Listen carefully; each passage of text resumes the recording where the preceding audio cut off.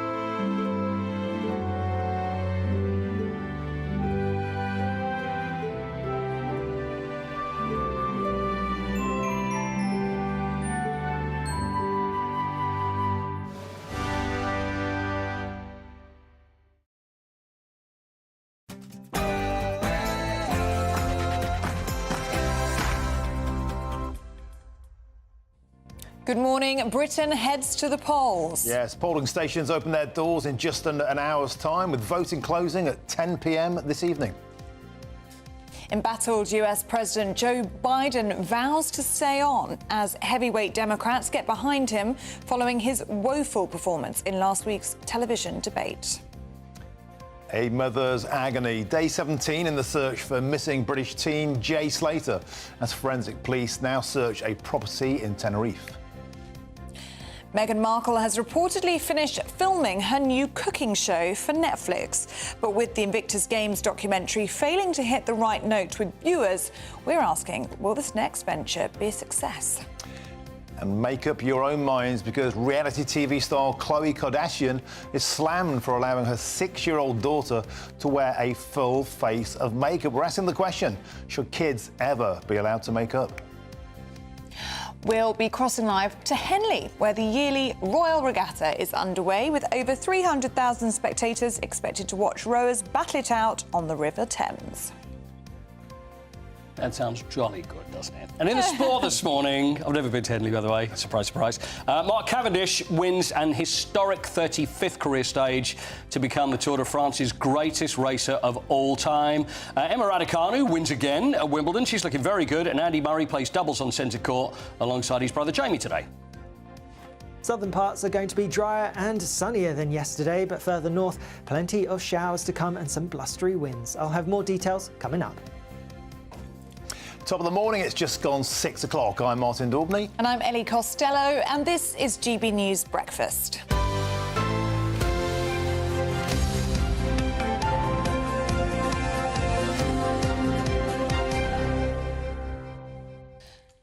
Very good morning to you. Well, the country is set to take to the polls in just under an hour, with voting closing at 10 p.m. this evening. Now, the show is going to look a little bit different today, isn't it, Martin? Because the rules restrict us from talking about politics, talking about any election issues until the polls are closed at 10 p.m. this evening. I'm sure many of you will be very relieved to hear that, actually, after the last 6 weeks. So we're going to be talking about anything but politics. It means, Paul Coit. No, I'm afraid there's new rules. Very busy. There's new rules that are out this morning that prevents me from talking about sport well, I hope in any way. So I hope not. I'm going to just be miming for the whole time. Listen, we've got Andy McDonald is probably a name that you're not familiar with. No. And skateboard. Did you skateboard when you were a kid, Martin? I bet you did, didn't you? I stopped after the first time, almost broke my neck. Yeah, I was the same. Yeah, I was let have one go and then that was it. Now, Andy is, although he's American, he's got, you see where I'm going with this, he's an American, he's got a British father, which then means he can skateboard in the Olympics. Now, the different thing about him is that he's 50. I mean, he is a legend. I know look, there's three people. You wouldn't want to take the risk, would you? We've got 3 people in the Olympics, 2 girls, one of 15, one of 16, and Andy, who is a 50-year-old man, but is a true legend of skateboarding. So he's decided to compete for Great Britain. So he's in California, and we're going to speak to him in about 25 minutes, which I'm ridiculously excited about. Oh, that's fun. Yeah, I think it'll be great. So no politics involved in that whatsoever. No politics. And another guest as well, and also Mark Cavendish, we're going to talk a lot about him as well, because what he's done is truly historic. I went to his wedding. 35th stage. Yeah, I went to his wedding. Yes. You went to his wedding? I did, yeah. It was amazing. I just about remember it. Where What was did you it? do? Did you... I don't know. Was there a guard of honour? And did you hold up, what, bicycle pumps or tyres or what? I remember the Vaccines played, the band. I was like, wow, he's got the Vaccines. It was a that's fantastic good. event. Wow. Yeah, it was amazing. Impressive. And what a legend to come out of retirement, you know, and to pip that record is astonishing. Yeah, he is. He's 39 years old, and nobody ever expected that he would be able to do this and go out there. So he's still going to ride for... He's probably going to quit now, but ride for the rest of the Tour de France, but as a sprinter. I mean, it's an unbelievable thing. And Annie McDonald, 50, a senior skater. It's a good day for the oldies. Exactly. Yeah. And what are you looking at me for? What are you looking at for me when you're saying this? Well, thank you, Paul Coit. We're very pleased to have you with I'm us looking today. forward to it, Ellie. Thank you. We need you. OK, moving on to our top story today. Forensic police have focused their search on an Airbnb in Tenerife, where missing British teenager Jay Slater reportedly vanished from. Well, this comes as one of the men who last saw the 18-year-old insists that the teen was alive when he left the property.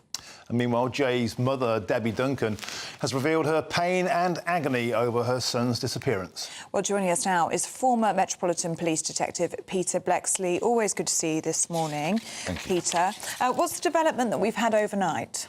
Yeah, we've heard the story about how Jay apparently left this music venue in Playas de las Americas and travelled with two older men in a car to this Airbnb apartment in a place called Masca, which is about an hour away from Playa de las Americas. And, of course, the two men in this vehicle have been the subject of huge speculation on social media, and so have many other aspects of this puzzling disappearance. And at that point, I'd actually think I owe many people in the nation a bit of an apology, because I've been very dismissive of much of the speculation, rumour, gossip and the such like that has featured on social media. Now, that said, some of it has been plain wicked and some of it has just been utterly unnecessary and unwelcome. But in many regards, certain aspects of Jay's disappearance have been driven forward by the continual chat and actually some revelations that people who are essentially armchair detectives have turned out to really have some merit. Anyway, back to this point. Overnight, one of the men, who's 31 years old, has come forward and said, yes, Jay was in my car, drove him to the apartment. He was alive when he went in the apartment. He was alive when he went out of the apartment. So he's saying, you know, I have nothing further to add, although, as with so many aspects of this story, things are not crystal clear, because this man himself does have a criminal conviction for drug dealing some years ago. And Peter, what was interesting about this from the very start? A lot of people were saying, well, why isn't there more focus on that apartment, that Airbnb? We know that Jay was there, but instead the authorities, they chose to fan out across this mountainous terrain with drones, with sniffer dogs, with helicopters, a very, very different type of investigation. Those two fellas that were allegedly with Jay Slater in his final known hours, they seem to slip out the country and evade detection. So have they looked down the wrong end of the telescope, do you think, in some respects? I think what they did was that the Guardia Civil, the Spanish police, got entirely focused on one theory, possibly to the exclusion of all else. But he went walkies. Yes, and really, what a senior investigating officer should do is sit back, and they might well say, yes, this is our working hypothesis, the expression British police use these days. That's what we're going to focus on, but keep an open mind with regards to everything else, because it's rather embarrassing for the Spanish police for two of their plainclothes officers to be seen coming out of that Airbnb with forensic overshoes over their day shoes 2 weeks after Jay has disappeared, because any experienced scenes of crime officer or detective will tell you that when it comes to the collection and retention and preservation of forensic evidence, you only get one chance to get it right. What do you make, Peter, of the speculation, of the rumour that you've seen on social media in the past 17 days? I was looking on Facebook the other day. There's over 500,000 members on this Jay Slater missing page. I mean, it's gripped the nation, hasn't it? Why do you think that is? It really has, because there are so many unanswered questions. What do teenagers or people in their early 20s go to somewhere like Tenerife or elsewhere in Spain to a music festival for? What do they go there for? Dancing. Maybe drink, maybe drugs, maybe casual sex, maybe something else. Because it's an undeniable fact that in many of these resorts on the Spanish mainland and various islands like the Balearics and what have you, drugs are rife. And young people can go there and obtain them very, very easily. Not only young people. I was doing some inquiries on something entirely unrelated in Spain just a couple of years ago, and people were telling me stories of how retired pensioners in their 50s are hoovering up industrial quantities of cocaine. I mean, how undignified if that's what people who should know better are actually doing. But it attracts those kind of tourists from around the world, and because it could be our kids, I think. That's why we're so fascinated. It could be any one of our teenagers just gone disappearing after an ordinary night out. It could, and there are some real lessons to be learnt here for not only young people, but people who are older. There's a story this week about a man from Ireland who was found dead in Magaluf with alcohol and drugs in his blood system. You know, there's messages here that if you're going to a foreign land, albeit to enjoy yourself, and you want to have a good time, you want to drink, you want to party, you still have to have your wits about you.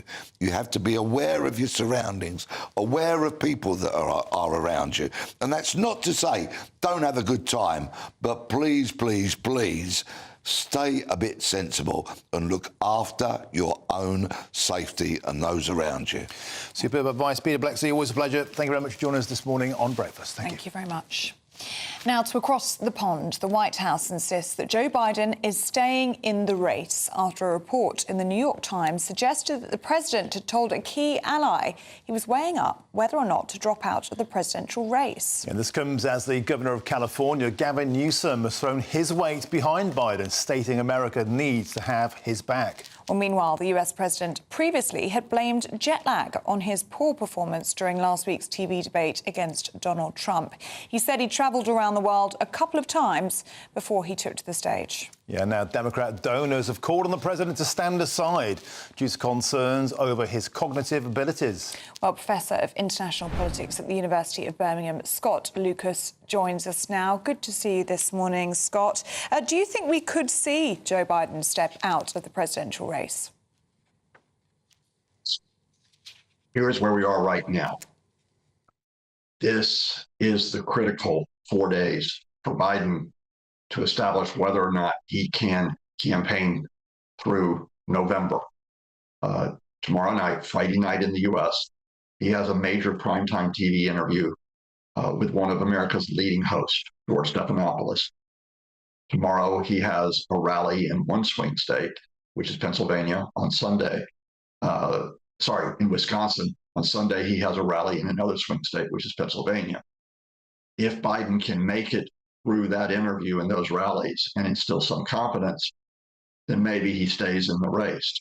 But if Biden stumbles in any of those appearances, then I think next week is the critical time when you will see, not publicly, but privately, the pressure build on him to leave gracefully for the sake of America, given the threat of Donald Trump.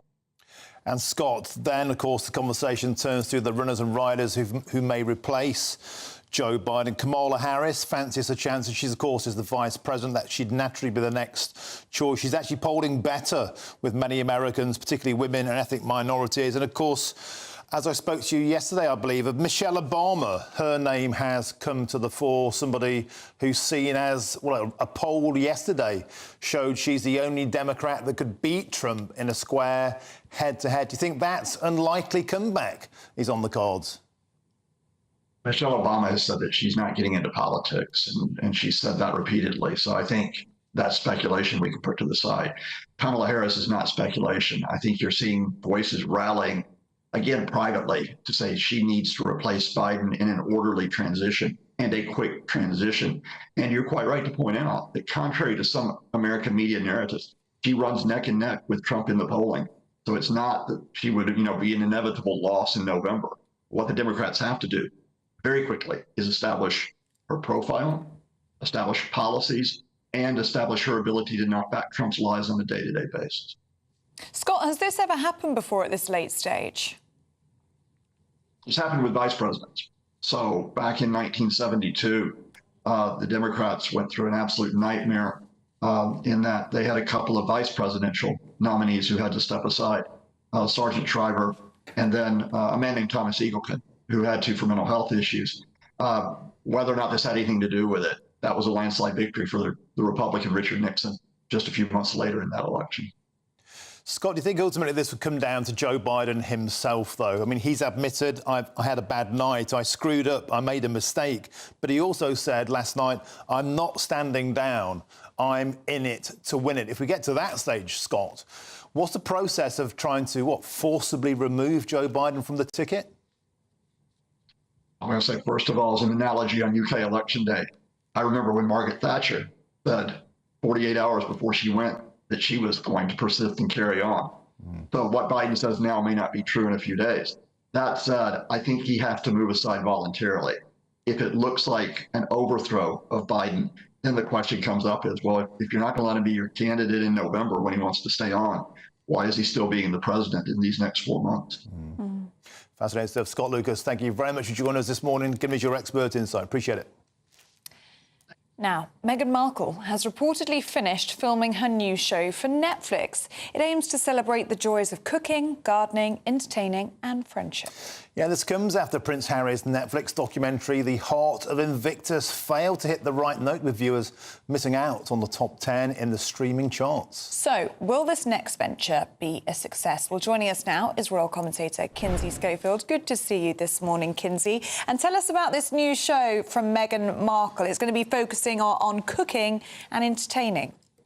And friendship. But just a fun reminder, I know I've talked to the both of you about Meghan Markle potentially running for president. So this feels like a bit of a dud to go from Meghan Markle running for president to Meghan Markle's Netflix series about friendship and cooking. So she's wrapped this recent show. They rented a home near hers in Montecito so that as their cooking set. And they're saying that this is really make or break for Harry and Meghan when it comes to their Netflix contract. Meghan has always been passionate about cooking. You know, you think back to her cookbooks that she did while she was a member of the royal family. You think back to the TIG. This is clearly a passion project for her. And Harry's got a show coming out that is allegedly about it's a reality show based on his polo experiences. And then they also have a scripted movie, Meet Me at the Lake, that is supposed to come out at some point too. But all eyes on these projects, as Harry and Meghan have so far been Harry and Meghan's only commercial success under that $100 million Netflix contract. Do you think, Kinsey, it's fair to say that Meghan Markle has proved to be commercially a bit of a damp squib? Even in America, her native homeland, she's kind of Oprah without the audience when it comes to the cooking.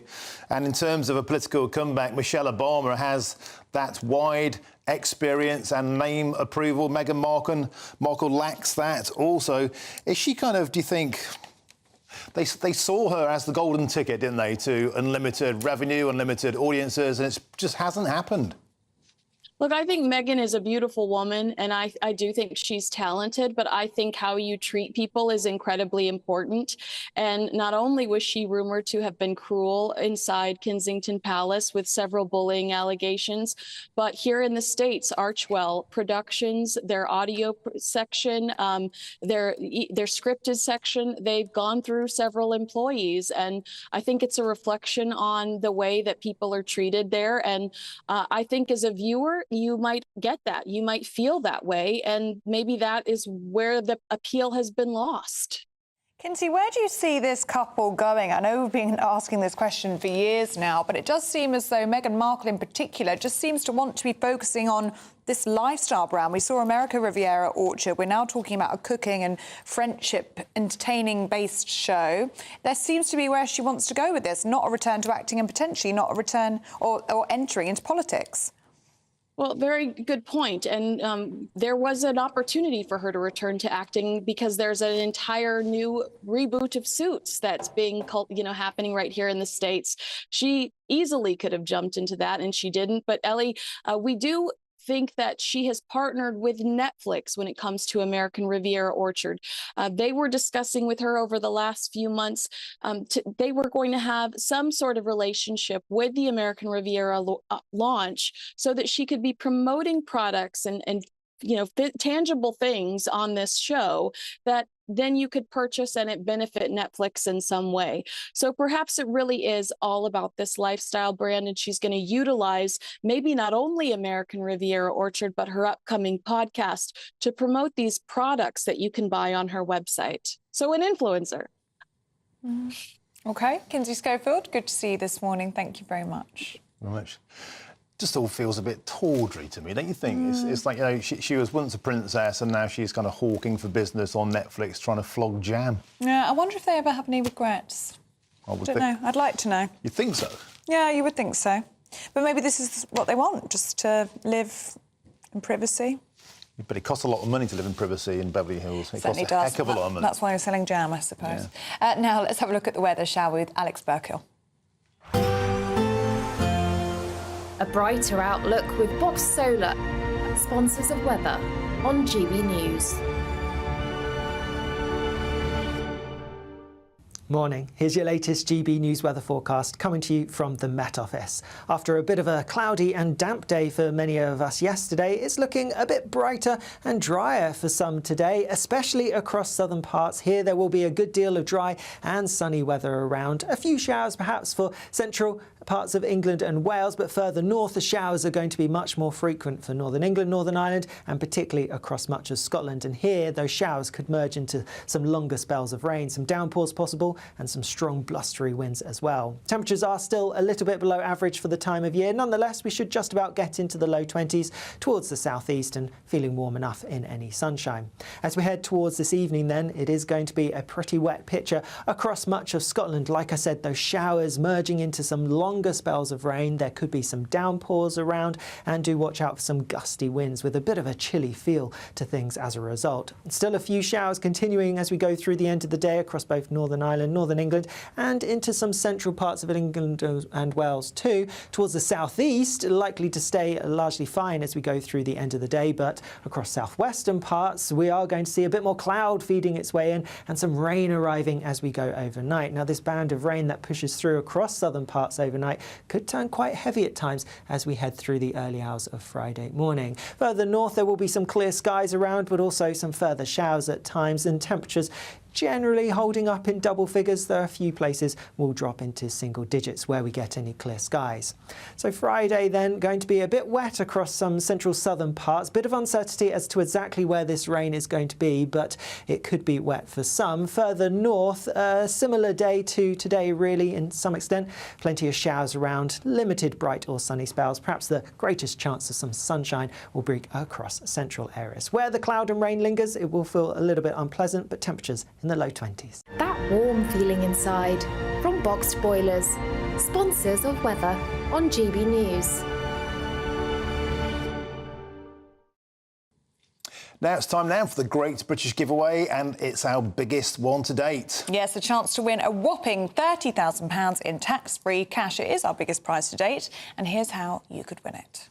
It's our summer treat to you. Your chance to win an incredible £30,000 in tax-free cash. Our biggest cash prize of the year so far. With an extra £30,000 in your bank account this year, you could take the ultimate financial holiday and send some of those day-to-day financial stresses packing. £30,000 could get you those nagging home improvements done, buy that brand new car, or just enable you to kick back and relax for the rest of the year. For a chance to win £30,000 in tax-free cash, text cash to 63232. Text costs £2 plus one standard network rate message. You can enter online at gbnews.com/win. Entries cost £2. Or post your name and number to GB07 PO Box 8690 Derby DE1 9TT. UK only. Entrants must be 18 or over. Lines close at 5 p.m. on the 30th of August. Please check the closing time if listening or watching on demand. Good luck. Well, from Wimbledon to the Euros, there's plenty of sport around. Paul Coit will be in the studio with all of your latest sports news. That's next. This is GB News with Martin and Ellie.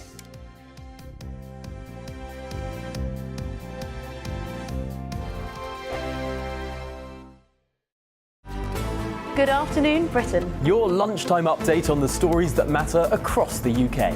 From breaking news and insightful analysis, inspiring stories and lively debates. You're comparing yourself to a former Prime Minister. Which is it? Stay informed, stay updated, stay entertained. I just don't know how anyone would not want to be there. Every weekday from midday. We are Good Afternoon Britain, only on GB News. Britain's news channel. Good Afternoon Britain, weekdays from midday. Prince Harry, he's been opening up about the death of his mother, Princess Diana, while speaking to the founder of armed forces charity, Scotty's Little Soldiers. Well, the Duke of Sussex joined 50 children who were being supported by the charity and urged youngsters to open up about their grief, saying, if you suppress it forever, it will eat you away inside. Well, let's speak to our royal correspondent, Cameron Walker, who joins us in the studio.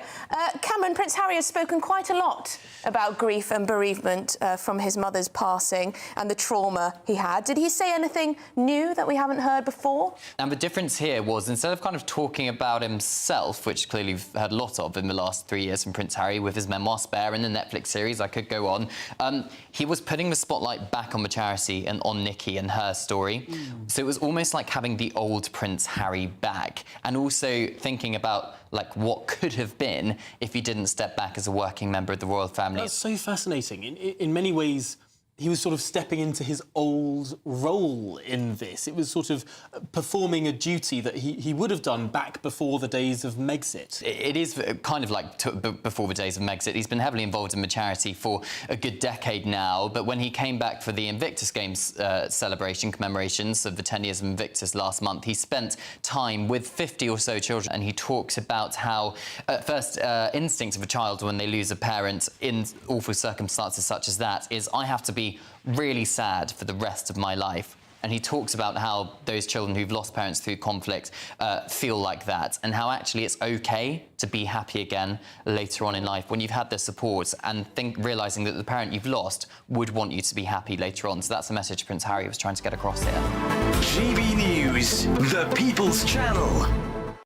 This election night, we're putting on a party. And you are invited. We'll be here with you. Following all the twists and turns.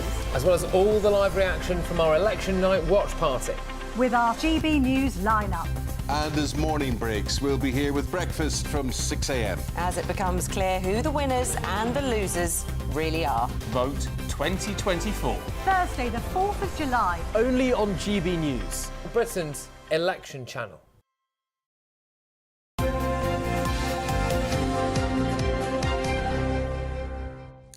Hello. There is a general election going on today.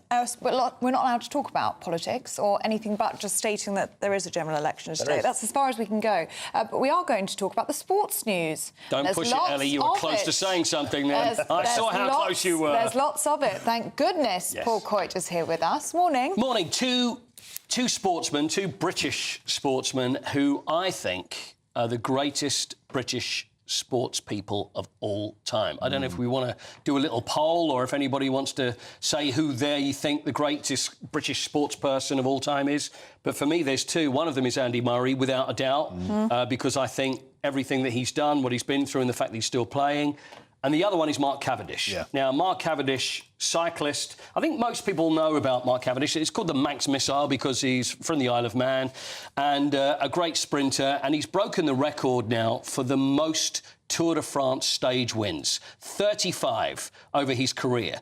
And as you know there, Martin, I mean, his career, it stopped and started. Yeah. He's been through terrible injury, depression, illness. Looked like the career was over. Then a team took another chance on him. So then a few years ago, he wins 4 stages. Then he went last year, and then he attempted it last year to see if he could break the record and get that 35th stage. Horrendous accident, breaks his collarbone, and you're thinking at 38 years old as he was then, the career's over. But no, he comes back again. 39 years old. He's going against cyclists who are much younger, who are faster, but it's that cycling nous that he has. Not only is he quick, but it's also when it comes to sprinting, you've got to know when to go, when to stop, when to turn, and he's done it and won this stage yesterday, which is a record, which is absolutely remarkable. I mean, I'm trying to show how important this is, but I don't think anybody can actually say more than any cyclist how important it is to beat the great Eddie Merckx record. And Eddie Merckx, of course, the Belgian great, was his hero. Still is his Mark's hero. But the comeback, I think, is what does it. You know, to have spent that long injured, to get down, and he'd equalled the record at that point. And for some, that was enough. But for Mark Cavendish, that wasn't enough. So all that work, all those early starts, got a family life, his beautiful wife, Peter Todd, and the kids. It's a very lonely sport. You've got to be very, very dedicated. He's got back in the saddle, literally, and he's absolutely smashed it, Causey. I think it's astonishing. 3 weeks, I think he said he spent with his family in the past year because he's been working so hard. There's something that drives great sports people, the true greats. There's something that drives them, and it's that will to win, which is just an incredible will to win. I'm sort of like, I'll play table tennis against one of my kids. It doesn't bother me, but sports people like him have to win at all costs. So this is going to be the last one. He's broken that record, and that is going to take some beating. So not in our lifetime, I don't I also think it's doubly satisfying for cycling fans because of Bradley Wiggins. We've seen the sad story of his demise and a great of the same vintage. And so Mark Cavendish's historic victory, I think, is incredible. Could be more. That's the thing. It could be more. So 35, there's a lot more stages to go, and it's in those sprint stages. So, and also we should mention that when the Tour de France started at the weekend, it was very hilly and it started in Italy, and it was incredibly hot. I mean, there's a guy who was being sick on the bike. People are thinking, it's, surely this guy's not going to do it. And Phil Liggett's going to join us. Now, Phil Liggett, who is legendary cycling commentator, and he's done 52 Tour de France of the 115 I think there's been. So he's going to, because we spoke to him, didn't we? He's so lovely. He was fantastic. Really and the lovely thing man. is, when he was he's commentated for NBC in the States, and he was so emotional because he's been so invested in Mark's career, or Sir Mark, as we should say. He was in tears, and even when he was speaking about it afterwards, he was in tears. So we're going to have a cry fest, all of us. So we'll all have a good week together. So we look forward to speaking to him. Now, other thing I want to mention is in the Olympic Games. Now, the Olympic Games, we are probably, about 3 weeks away now? Probably 2 or 3 weeks away in Paris. And this is an incredible story. Now, skateboarding is now in the Olympics because we know how well young Sky Brown did last time out in Tokyo. She's 15. The other person in the team is Lola Tambling, who's 16. The other person in the team is Andy McDonald, Andy Mack, and he's the first male to represent Britain, and he's half American, but he's British. We'll take him as British, and he's 50, and he is a legend of the sport. And I thought it would be nice to have a word with him. Magnificent, let's do it. Andy Mack is over in California right now. Morning or good evening, should we say, Andy? Yeah, good evening. Thanks for having me. It's great to see you. How does this feel? I mean, you've had this amazing career, whereas some people over here are seeing you for the first time, thinking this 50-year-old is going to be skateboarding in the Olympics. How does it feel for you? It feels pretty surreal. It was a long shot from the get-go, and just qualified about a week ago. It just became official on Monday at the kidding out we had. I flew into London and up in Birmingham, and we did the thing, got the official word from Team GB, and I'm going to be officially representing Team Great Britain in the Olympics in Paris in about 3 weeks, like you said. Now, we're glad to have you as one of ours, because you don't sound terribly English, if you don't mind me saying. Not Sorry, that I right. care in the slightest. So how is it you get to represent Team GB? It's a family thing, right? Yeah, it's a family thing. My granddad is from Dumfries, my grandmother from Luton, and my father was born in Luton. So that's where the citizenship comes. Half British, half American. Got this harebrained idea that I could go out for the British national team about 2 years ago, and went over and qualified, and been part of Skateboard Great Britain for the whole qualifying process. Some of my teammates, like you mentioned, are 14, 15 years old, and I bring the experience. You do that. That's and the what it is. stories. Because I'm guessing skateboarding, generally the competitors, they are teenagers, right? And I'm not under saying this because you are a legend of the sport, but do you get like, hey, here comes Grandad along and give it all this sort of stuff? It's not like it's like some big comeback though. Like I've been here, so I was here skating. I'm at the park when these little kids showed up, and now they're teenagers. Kids start skating when they're 5, 6, 7 years old. There was a 9-year-old at the X Games last weekend that was killing it. So it's just, I've been here. I'm still doing it. I've never stopped. So I've seen these kids come up, and yeah, there's competitors that are teenagers, but there's also 20 and 30-year-olds, especially on the ramp and transition side of things. In the Olympic Games in Paris, we'll be skating the park discipline, which is bowls that are generally like 9 feet deep at the deepest. And I'm used to skating ramps, which are like 14 feet deep. Right, OK, because it's kind of like a fitness thing. I imagine that doesn't affect you in the slightest when you've got these youngsters that are coming along then. Well, it affects me in that they have youth. They have the energy that like motivates me. Don't you just hate them, Andy? Just hate them? I just have to try and keep up with them. It's skateboarding. It's my fountain of youth. It's my exercise. It's what keeps me mentally and physically fit, and I do it every day. And what are the chances? Now, be honest with me. Any athlete or any competitor in any sport, we're talking about Mark Cavendish, we're talking about Andy Murray, who will always say that we will not compete unless there's a chance of winning. Anybody would say that. That's what I'm out to do. Are you out there to go and have the trip? Because I know your wife wanted to go to Paris, or you're out there for the gold medal? I'm out there to do the best I can. And really, in the sport of skateboarding, that's I mean, it sounds cliche, but that's all we go out to do. We go out and set out a routine that we want to do. Yep. And because skateboarding is so subjective, because it's judged on this point scale that's basically an overall impression, there's 5 different judges and 5 different opinions on who has the overall best run and who's to say, really. And being it's so subjective, all you can do as a competitor is go out and do the routine that you plan to do, and if you do it as strong and fast and consistent and as you're able to, as you set out to do, then that's what you came to do, and you got to be happy with that, regardless of where the judges place you in the results. Hi, Andy, it's Martin here, also in the studio. I've got a quick question for you. My kids skateboard, they're young, and I keep saying to them, I'm not taking part, because when you're young, you bounce. When you're old, you break. How on earth do you not get injured? I mean, I do me back in if I have a cough. He doesn't fall off, Martin. That's what it is. He doesn't fall off. I get that question a lot. I do fall off. That's most of what we do is fall down. And it does take longer to heal when you're older. But like I said, I've never stopped, and I just do it as much as I can. I've been lucky as far as injuries are concerned, and I skate with my teenager teammates all the time, and they motivate me to keep going. I'll watch them take a slam, and I'll be like, "Oh man, if I slam that hard, it'd take me 2 weeks to get back to it." But they just bounce right up and keep motivating. So. I bring the story and the experience, and hey, that trick I was there when the guy invented it. I know what the name is, and I can tell the history a bit because it's really a spoken history, not a written history. And skateboarding, my teammates call me Uncle Andy. Let's go skate, Uncle Andy. Well, listen, Uncle Andy, it is an honour to speak to you. We wish you all the very, very best. You've given us all hope from when I first got on a skateboard in about 1981. It never ended well. Maybe it's time to have another go. You've inspired me, sir. So thank you very much. Have a great Olympics.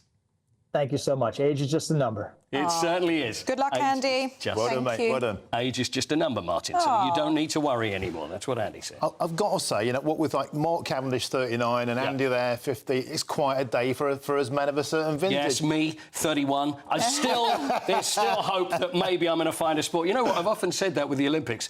Every time the Olympics comes around, I think, is there a sport that I could compete in if I spent 4 years? So the only thing that as well. So you think bowls, archery. You know, not I'm ever going to take anything away from these sports because they're going to think, we spent a lifetime learning how to do this. But you know what?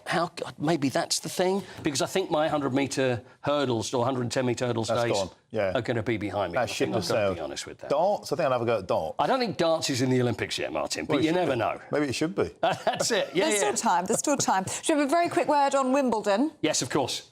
Emma Raducanu. Yeah. You know, I've spoken to Eamon about this, and I know Eamon is more on the side of, you know, Emma Raducanu, and it's not happening for her, and she was lucky when she won. I think he's been harsh. He is a little harsh, and she has had injuries. She's only 21 years old. She's got time. And she didn't... Of course, she won the US Open 3 years ago.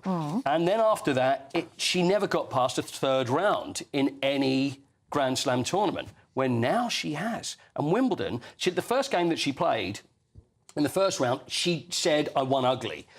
And yesterday, she won beautifully. She played Elise Mertens of Belgium, 6-1, 6-2. She thrashed her, and she looked great. So I don't know what... This is that... It's always the thing about sport. It's the hope that kills you. So now I'm putting all my hope and pressure on Emma Raducanu to do well. But also the other thing is the Murray brothers play today as well. So Andy Murray, who couldn't play in the singles, is going to play with his brother Jamie. And they've moved place onto centre court so everybody can see them. That's tonight. And he's going to be relying on his good leg.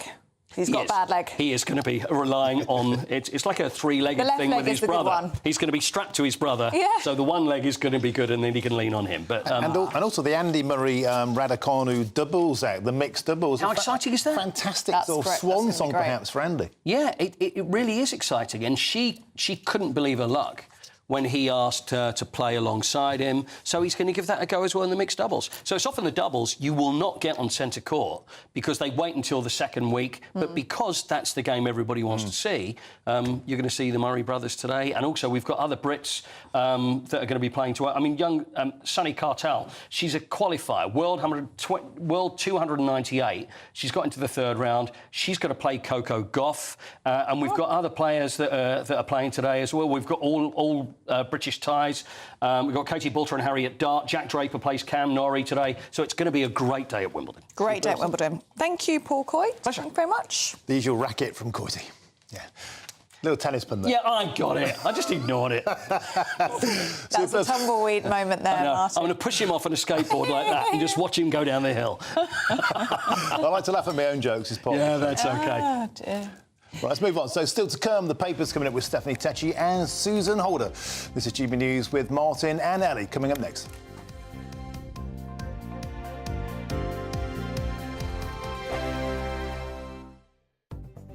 The latest GB News travel.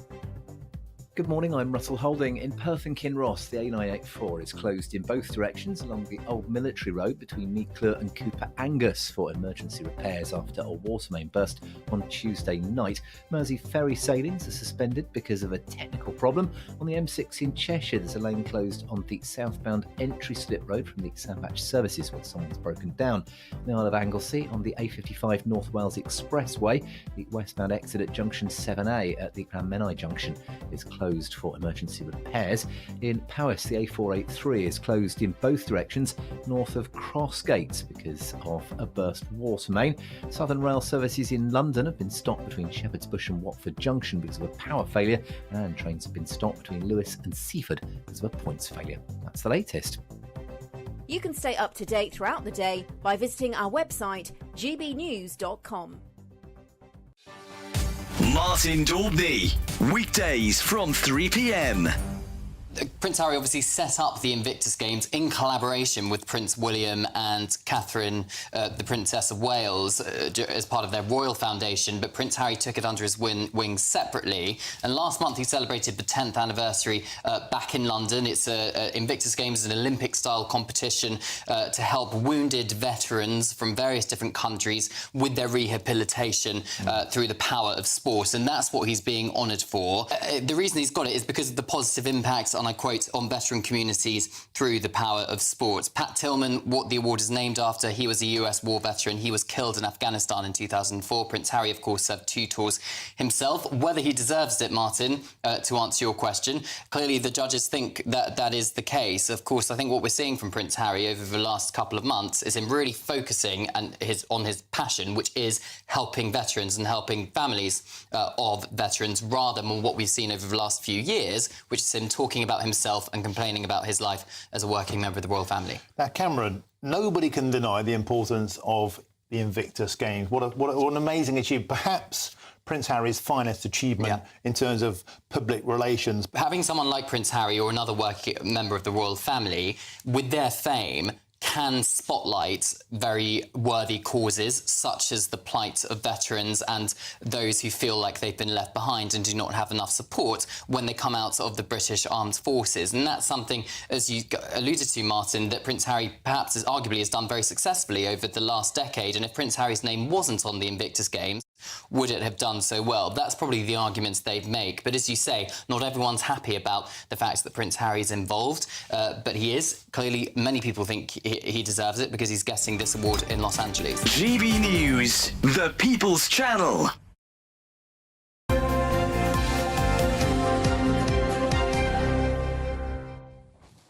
Welcome back to Breakfast with Martin and Ellie. Now, the polling stations open in around about 15 minutes' time. We can't talk about politics today, so a bit of a different show. But please don't forget your ID if you're going to vote. I voted in the mayoral elections and people were forgetting their ID. Don't forget your ID. You get turned away, you'll have to go home. Yep, good public service announcement there. Yes. Well, joining us now to go through what's making the news this morning, minus any politics, is showbiz journalist Stephanie Tecchi and the author Susan Holder. Really good to see you both this morning, ladies. And we're not doing UK politics, Susan, but we are going to touch on politics across the pond. We can talk about the Americans and what so Biden is reportedly considering exiting the race. Well, it depends on who you listen to, as to whether he's considering. And maybe he doesn't know whether he's considering or not. And if he was considering it, maybe he might have forgotten by now. But he, according to the front page of the Times, he is weighing it up because of all the disastrous sort of headlines he's been getting because of mainly it really sparked off after that head-to-head debate that he did with Trump, where there was a lot of stumbling and stuttering and freezing, which is a very kind of weird scenario that seems to be going on. But his press secretary, Karine Jean-Pierre, was actually asked directly yesterday in a press conference by a journalist, could you please confirm or deny that the president is suffering from dementia? And she said, her answer was no, and why aren't you asking the other guy? Well, for all the criticisms there's ever been about Trump, I don't think anyone's ever said that he's looking like he's showing signs of dementia. It's a difficult one with Biden, isn't it? Because I feel it's terrible for him to have got himself in a situation, well, this may now be his legacy, that Sleepy Joe is going to be how he's remembered. Well, naturally, you know, for an awful long period of time, he obviously was a very effective politician. But now, harsh though it might be, if he came into B&Q, they employ a lot of pensioners in B&Q. If he came into B&Q for a job, I wouldn't give him one. Oh, no! Ouch! I really wouldn't. So how is that for somebody who's going to lead the free world? Is that too harsh? I don't think it is. I don't think he'd find me the paint I was looking for. I'm not ageist, but I just think to myself, doesn't Joe Biden want to call it a day? Because I think to myself, you're in your 80s, like, why not enjoy the time you've got left, rather having this highly pressured job, and clearly your health is not up to scratch for it. And 4 more years. Are you serious? Yeah. Are you serious? It must be ego. I think it's his ego. It might be something else. For starters, it's all he's ever known. I mean, he has a huge record of public service. You know, he lives and breathes for his country, irrespective of what you think about his politics. And secondly, when you get to a certain age, no matter what your medical condition, giving up is a very, very hard thing to do. Because it's an admission, it's over for me. And for somebody so publicly like this to do that would be a huge burden, except his own party are now saying, you know, Mr. President, it might be the best thing to do. His own supportive media, who have lived and died on the Joe Biden hill, and now question the same thing. Who do you think might be the most likely successor. Well, the obvious thing at the moment is that obviously when he does have, you know, a vice president, we do have Kamala Harris there. Who's been in the shadows for most of his and they're starting now to kind of drop that in. I mean, personally, I think Michelle Obama, but I don't know that she'd even want to. And at the moment, it would be a poison chalice. And as a wife of a former president going up, I mean, look what happened to Hillary Clinton. It didn't go well. So I could see why she would be nervous about doing it, but that would be my ideal. It would just be a worry, wouldn't it? I mean, if he gets a second term now, he's looking at 85, 86, and already we've seen such a decline in the past few years. I mean, what could he look like in 4 or 5 years' time? He's going to need as much support, like medical intervention and obviously from the party. But to be honest, I think Americans must be kind of feeling very trapped in the sense where they might not want to vote for Trump, but he's looking like the better candidate when it comes to health. But also your point about he doesn't want to give up, that's all very well. He's a public servant, though. He's not royal. He's not the Queen. I mean, the Queen didn't want to abdicate, but that is a kind of much deeper sort of thing where she believes, she believed it's kind of God-given and the monarchy is different. And also, it's a figurehead situation. If you're a public servant, it is your duty to do the best job you can. And the best job you can is to prepare what should come after you and to get candidates in line. That's what he should have done. That's what the party should have done. And I find that odd that they haven't done that. I wonder if part of the problem is his supporters are so wedded to the fact they just have to stop Donald Trump getting in. That's it. So they're sticking with their man, and they might have stuck a bit too long, and they might live to regret that. Shall we move on, Steph? Yep, sure. To your story here. Captain Tom Moore's daughter has been barred from running a charity. Tell us more. Yeah, so there's been this inquiry into the Captain Tom Foundation where watchdogs have been investigating how the family have been carrying out its proceedings, and they've said that basically they found that there's been misconduct or mismanagement in how they've been handling this foundation. So now Hannah Ingram Moore has said that they're not going to appeal the decision. They said it's too much of a financial burden, too much emotional upheaval for them. It's kind of a hard one on this one because I can imagine the family were new to dealing with charities when they took the job of this foundation. But at the end of the day, there is still policies in place and how you should be carrying out a charity. And the charity watchdog are very convinced that, you know what, they haven't done things as they should have. And can I also just name-check the husband? Because it's always Hannah that gets Colin. And Colin also is equally been put in this position where they've been banned from being trustees. So I do find the way it's reported is quite sexist, actually, that Hannah was always kind of the one that people target, and actually the couple together were running the charity and have now been told that they shouldn't do it again. Nevertheless, so echoes of the previous story, in a sense, there's this huge legacy, this public admiration for an elder person, Tom Moore, Joe Biden, and the desecration of that memory. The public have found that quite hard to take, haven't they? They have, and the trouble with they've not been found guilty of anything, but at the same time, you do something like that, it has to be above, it has to be seen to be above reproach, and that's why, it's obviously people aren't going to trust that situation. Well, I really hope it doesn't eclipse what Well, the foundation might not exist, the family have said eventually, because of all this controversy. And it's quite sad because the public are always sceptical about charities anyway, and they really got behind this. And it was really one of those positives that came out of the pandemic. But and at the end of the day, he still raised 38 million for the NHS. Oh, it's incredible. That can never be kind of eradicated, so that's a very good thing. Shall we cheer ourselves up, or perhaps not? Well, can we with that? I'm not sure we can. Because England are due to play football. Apparently. And as usual, there's a mad last-minute rush for Brits trying to get out there to support the Three Lions. Tell us more. The mad dash. Planes, trains, automobiles. Mainly planes. I don't think you get very far kind of on your push bike. But Ryanair has put on an extra 13,000 seats, and actually the whole kind of fans flocking to the quarter-final in Dusseldorf apparently is going to give a £420 million boost to the UK economy. So that's what's being said. So that's good. That is good. And obviously, they're in the quarterfinals. That's good. Yeah, I don't have much more to say about that, really. I do like how I do like how loyal. Try and be excited. Oh yeah, okay, yeah. Just don't. There's a lot of things we can't mention today. Can we just not mention 1966 or bringing it home? Because that sort of thing brings me out in a rash. You know what? I do like the England fans because they are quite loyal. Like the team haven't. They're quite loyal. The team until they're not. The team haven't played their best, but you know I like. The team have been terrible. I think it's the fans that have maybe kept the team going in terms of, you know, keeping up the motivation and the possibilities. Well, they were booing last week, Steph. Oh, I haven't watched much, but I've been in rooms where other people are very avidly watching it, and all I keep hearing is they're on score a goal, no one's scoring a goal, everyone's playing. That's what I'm picking up from the kind of people I'm around who are watching football at all. No. It's been absolutely dismal, and I've been saying for many months we should sack Gareth Southgate. He should never have got the job. It's been really tawdry and depressing to watch He did England. well We in got the very last lucky. Euros. We got to the final the last time, so he clearly brought something new to the team back then. With those players, we need a tough guy. Not an accountant. There is somebody who's going to boss them, not be their best mates. I don't think he's delivered. He got out of jail really late with that wonder goal from Jude Bellingham. Everyone that I was with, we'd all given up. We were all on death row. Bang, he's back in the land of the living. But don't you think it's a reflection of... How are you feeling about... The three of us are hanging on your every word, Martin. We really are. How are you feeling about Saturday, Martin? I'm feeling my usual healthily pessimistic. I expect to be depressed, and anything else is a bonus. I can see it going to penalties. Oh, don't say that word, Oh, it's going to happen. You might be right. It's going to happen. It's going to happen. You might be right. and that is the £420 million boost economy. We're trying to drink to forget. Yes, probably.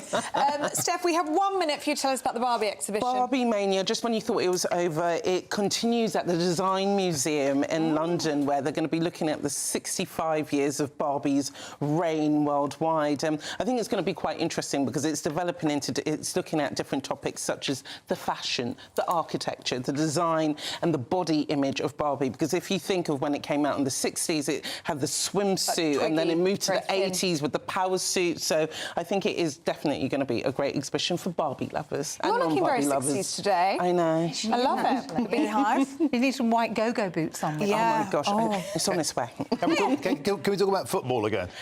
15 seconds. Make sure you don't want to get your pressure up. Thank you very much, both of you. Right, shall we have a check on the weather with Alex Burkle? A brighter outlook with Box Solar, sponsors of weather on GB News. Morning. Here's your latest GB News weather forecast coming to you from the Met Office. After a bit of a cloudy and damp day for many of us yesterday, it's looking a bit brighter and drier for some today, especially across southern parts. Here there will be a good deal of dry and sunny weather around. A few showers perhaps for central parts of England and Wales, but further north the showers are going to be much more frequent for Northern England, Northern Ireland and particularly across much of Scotland. And here those showers could merge into some longer spells of rain, some downpours possible and some strong blustery winds as well. Temperatures are still a little bit below average for the time of year. Nonetheless, we should just about get into the low 20s towards the southeast and feeling warm enough in any sunshine. As we head towards this evening then, it is going to be a pretty wet picture across much of Scotland. Like I said, those showers merging into some longer spells of rain. There could be some downpours around, and do watch out for some gusty winds with a bit of a chilly feel to things as a result. Still a few showers continuing as we go through the end of the day across both Northern Ireland, Northern England and into some central parts of England and Wales too. Towards the southeast, likely to stay largely fine as we go through the end of the day, but across southwestern parts we are going to see a bit more cloud feeding its way in and some rain arriving as we go overnight. Now this band of rain that pushes through across southern parts overnight could turn quite heavy at times as we head through the early hours of Friday morning. Further north there will be some clear skies around, but also some further showers at times, and temperatures generally holding up in double figures, though a few places will drop into single digits where we get any clear skies. So Friday then going to be a bit wet across some central southern parts. Bit of uncertainty as to exactly where this rain is going to be, but it could be wet for some. Further north, a similar day to today really in some extent. Plenty of showers around, limited bright or sunny spells. Perhaps the greatest chance of some sunshine will be across central areas. Where the cloud and rain lingers, it will feel a little bit unpleasant, but temperatures in the low 20s. That warm feeling inside from boxed boilers. Sponsors of weather on GB News.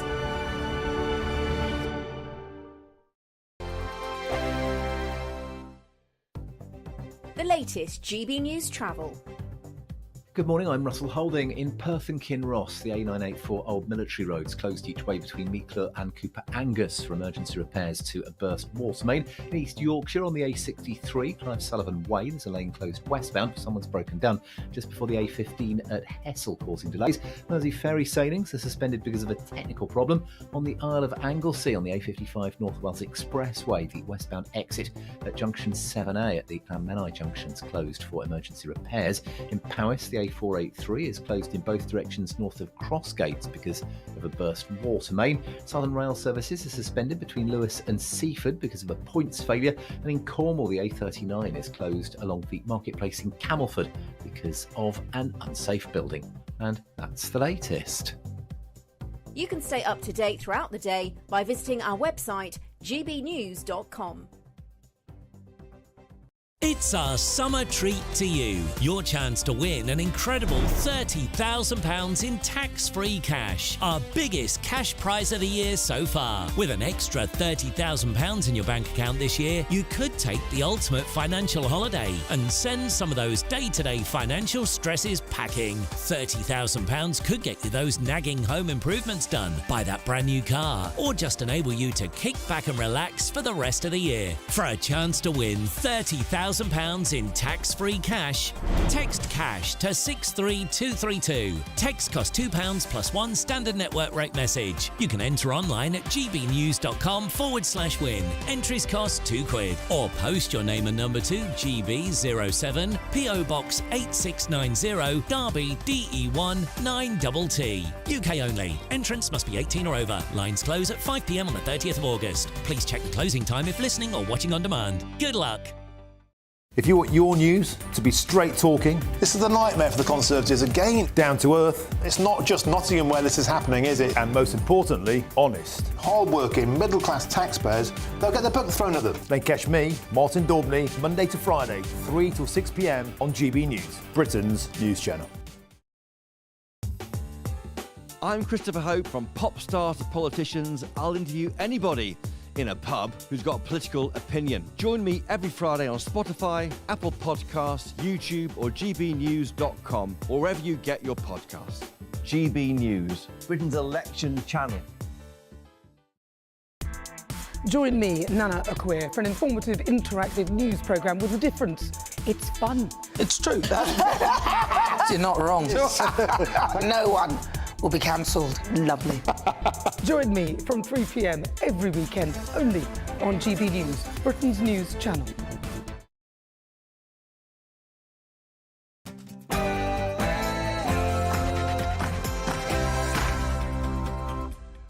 A very good morning to you. Britain heads to the polls for the 2024 general election. Yeah, polling stations are just opening their doors right now, with voting closing at 10 p.m. this evening.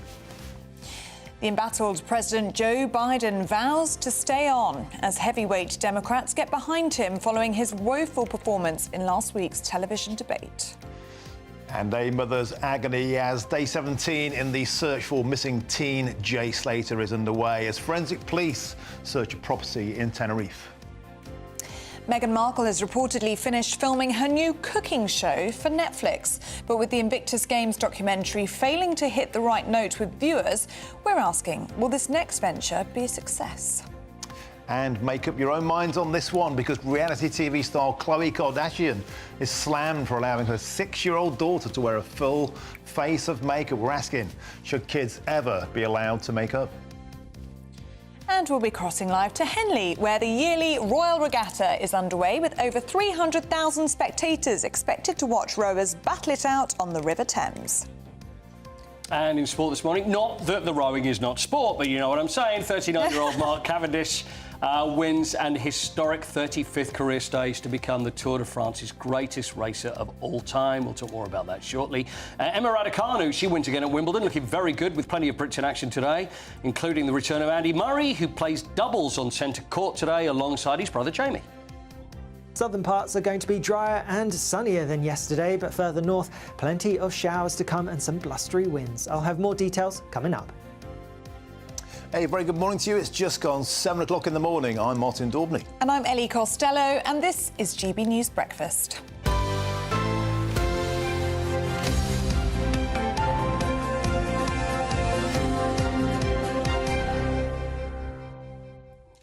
Very good morning to you. Now, the show is going to look a little bit different today, isn't it, Martin? That's right, because we're not allowed to talk about the election other than the polls have literally opened 2 minutes ago, and if you're about to go down there later, don't forget your ID. You need ID to vote this time. I was at the last election, the mayorals, people were getting turned away left, right and centre. Don't forget your ID. Yep, so that's all we're allowed to say. The polls are open. They are open until 10 p.m. this evening. And it might be a relief to some of you, actually, that we're not going to be talking about politics today. And Robert Glanville has just been in touch saying just that. He says, what a joy to wake up this morning, to listen to the national anthem, and then just to watch entertainment instead of political leaders slagging each other off. Even the presenters seem to be enjoying themselves and be a bit more relaxed. So there you go. We can enjoy and relax today. Is there any truth before the big day tomorrow? This is going to become a variety show from Monday. This is what I'm hearing. If things go well, then it's going to be a variety show. People are enjoying Singers, this, dancers, we're doing the whole thing. Yeah, it feels very relaxed, not having anything political to talk about today. But that will all change, of course, at 10 p.m. tonight. There's a special programme with Stephen Dixon and Camilla Tominey. And then Eamon and Isabel will be here tomorrow, kind of dissecting everything. So it should be good. Lots to look forward to in the next 24 hours. So we can't talk about politics here, but we can talk about politics across the pond because the White House insists that Joe Biden is staying in the presidential race.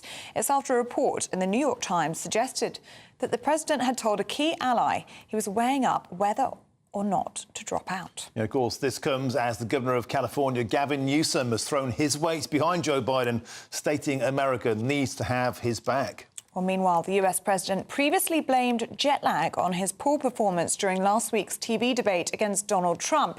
He said he travelled around the world a couple of times before he took to the stage. Well, now Democrat donors have called on the president to stand aside due to the concerns over his cognitive abilities. Well, Chair for Republicans Overseas, Greg Swenson, joins us now in the studio. Very good morning to you, Greg. Do you think we could really see Joe Biden step down with just 4 months or so to go? I think there's a really good chance of that. And I might not have said it a week ago because the White House and the compliant media had done such a great job of at least trying to cover it up. I don't think it was 100% effective, obviously, but it's totally different now. And I think, you know, I can't promise you that he'll drop out, but there's a very good chance of it. And Greg, what's interesting is that for quite some time now, critics of Joe Biden have been pointing out a very, very obvious, I would say, decline, particularly from those previous TV debates in 2020. Yeah. But until now, until this TV debate, his allies, the supportive media, the Democratic Party themselves were saying, no, nothing to see here. Yeah. That all changed, and now the pressure is really, really growing from within their own camp to stand aside. And it's natural. You mentioned Governor Newsom. You know, it's only natural to at least voice your support. You don't want to be the one that kills the king.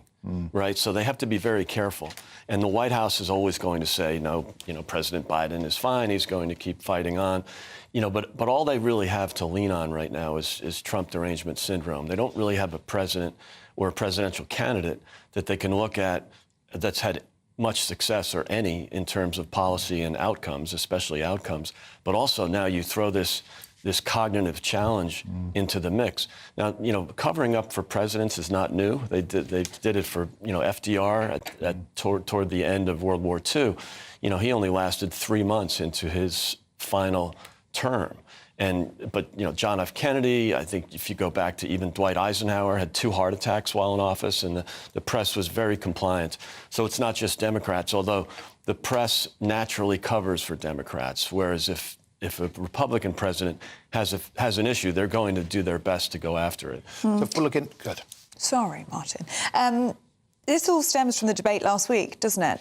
And Biden admits that he wasn't a great debater. He released that video on Instagram, didn't he, saying, I wasn't a great debater, but I do tell the truth. He says that was all down to jet lag and sleep deprivation. How much do you buy that this was about a man who's been very busy, as he says, gone around the world a couple of times, or do you think this is actually a decline? I don't buy any of it, OK? So most of the majority of Americans before the debate thought that Biden had cognitive issues. right? So that was in the mid-'60s. Now it's in the mid-'70s. So, you know, obviously the debate didn't help him, but it's really exposed the scandal as well. It's not just the fact that he's got the cognitive problems, but it's the scandal. And by the way, flying around the world, he wasn't exactly in business class on British Air. He's in Air Force One. It was a week before he did a complete abandonment of the White House. He left the White House and hid out for 5 straight days doing debate prep. This is the President of the United States, so I don't buy any of it.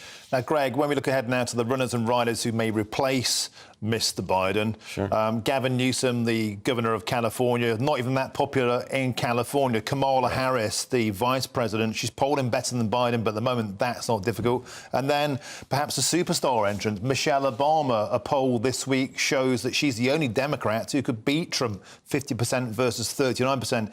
Is that dramatic intervention likely? That is a challenge. It doesn't mean no. It's hard to assign probabilities to these things right now because there's much speculation. And also the polls are funny because, you know, they might say that candidates like Whitmer and Shapiro from Pennsylvania, they don't poll well, they don't poll as well as Biden, or they only poll slightly better than Biden against Trump. But most people don't know who they are. They don't have the name recognition. So this is not something that's terribly predictable. But the real issue, the challenge is, do we go into a chaotic convention and take that kind of risk, or do we stay with the sure thing? But the sure thing will surely lose, right? Biden will lose to Trump.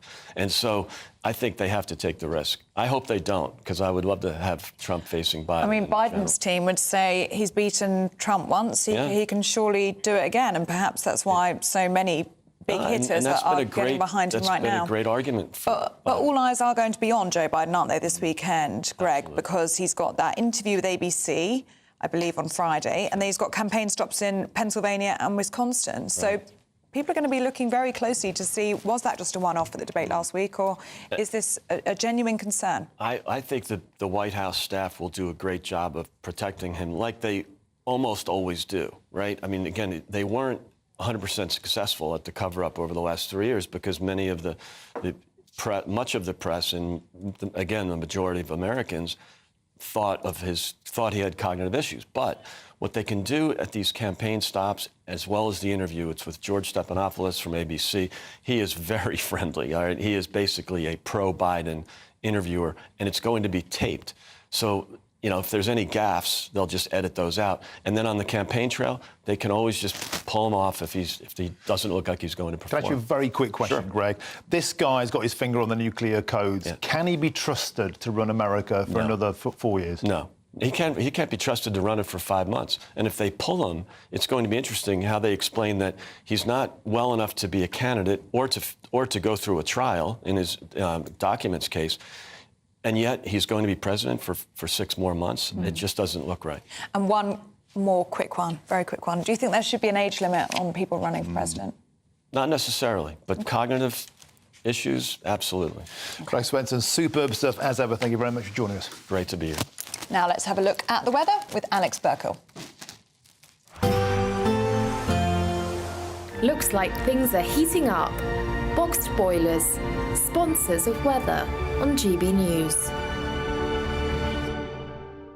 Morning. Here's your latest GB News weather forecast coming to you from the Met Office. After a bit of a cloudy and damp day for many of us yesterday, it's looking a bit brighter and drier for some today, especially across southern parts. Here there will be a good deal of dry and sunny weather around. A few showers perhaps for central parts of England and Wales, but further north the showers are going to be much more frequent for Northern England, Northern Ireland, and particularly across much of Scotland. And here those showers could merge into some longer spells of rain, some downpours possible, and some strong blustery winds as well. Temperatures are still a little bit below average for the time of year. Nonetheless, we should just about get into the low 20s towards the southeast and feeling warm enough in any sunshine.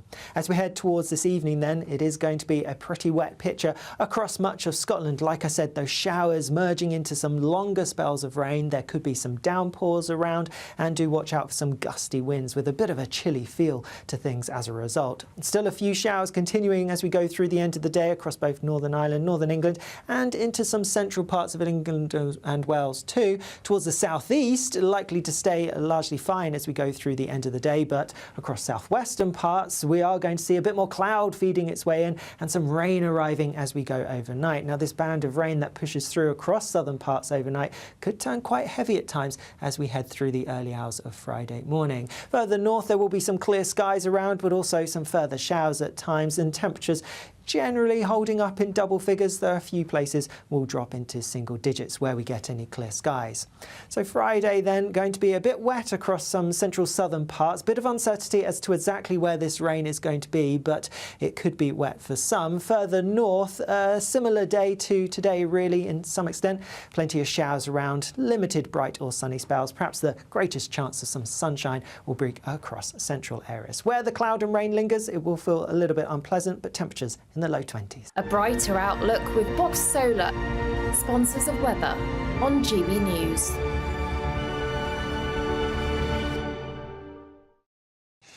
Forensic police have focused their search on an Airbnb in Tenerife where missing British teenager Jay Slater reportedly vanished from.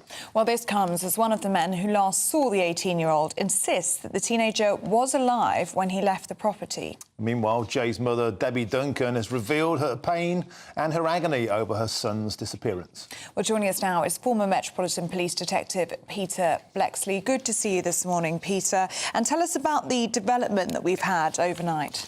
Yeah, so a 31-year-old man who stated that he rented the Airbnb in Masca, which is a property that we know that Jay drove to in the company of two men, or was driven to, I should say. Spent some time there, sent a Snapchat posting of himself on that doorstep, and we know that because analysis of the Snapchat posts that Jay did that Monday morning clearly shows a mosaicked floor exactly matching the pattern outside this property. So, 31-year-old man, formerly of Cardiff, that says he rented this at £40 per evening, has spoken to the media. Let me just say this as delicately as I can. This man has a rather checkered past, which I would find extremely interesting were I investigating Jay's disappearance. And on that note, I think if we'd been faced with a similar situation in the UK being dealt with by a British police service, we'd have seen a lot of differences, I think, in terms of how the media strategy might have been a bit better kind of organised. We'd have got regular updates.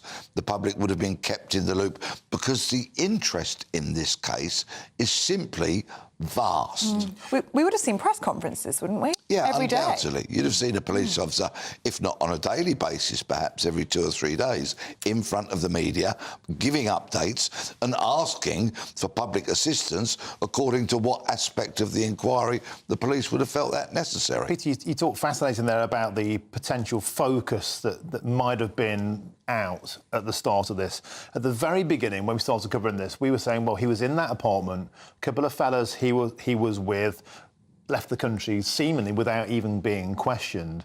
And then suddenly the whole investigation fans out following one line of inquiry that he went for a long walk in all of this terrain, helicopters, sniffer dogs, drones. Meanwhile, now it's flipped right back to where we started, at the Airbnb itself. Has that strategy been flawed?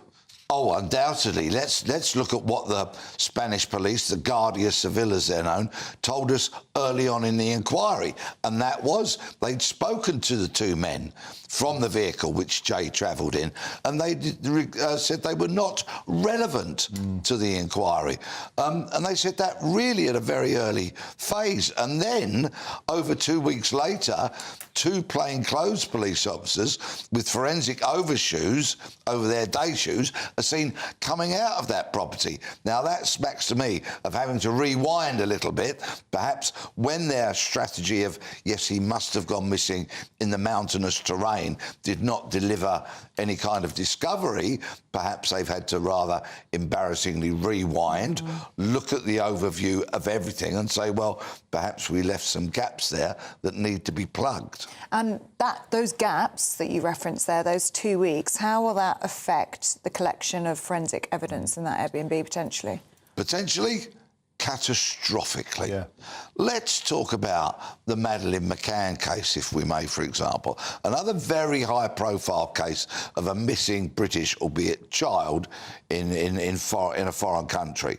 What we know from that case was that the police mishandled the scene of Madeleine's disappearance, the apartment from which she disappeared. And when I say mishandled, what I mean is there was ample footage of so many people traipsing in and out of that apartment, people who clearly had no right to be there, uniformed police officers, other people that were simply unidentified, going in and out, in and out, in and out. Now, what happens with a forensic scene, why they should be so carefully preserved, is that when you've got people in there that shouldn't be, they can inadvertently destroy, remove, damage forensic evidence, and of course you only get one chance to get it right. So if that chance has been missed, like it was in the Madeleine McCann case, look how damaging that has been to that case, which remains stubbornly unsolved over 17 years later. And of course, Peter, electronic evidence. If individuals who are at the property simply left the country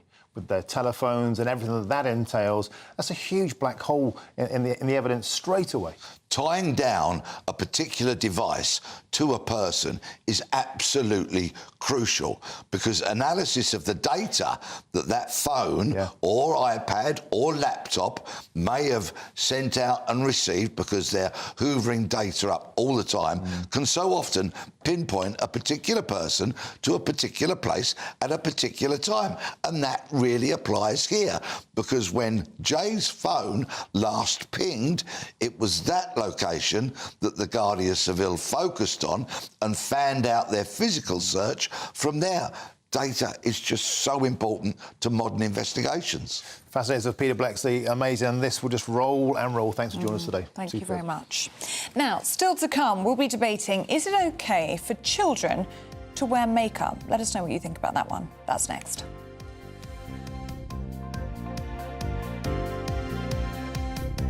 This election night, we're putting on a party. And you are invited. We'll be here with you. Following all the twists and turns. As well as all the live reaction from our election night watch party. With our GB News lineup. And as morning breaks, we'll be here with breakfast from 6 a.m. As it becomes clear who the winners and the losers really are. Vote 2024. Tonight from 9:55. Only on GB News. Britain's election channel.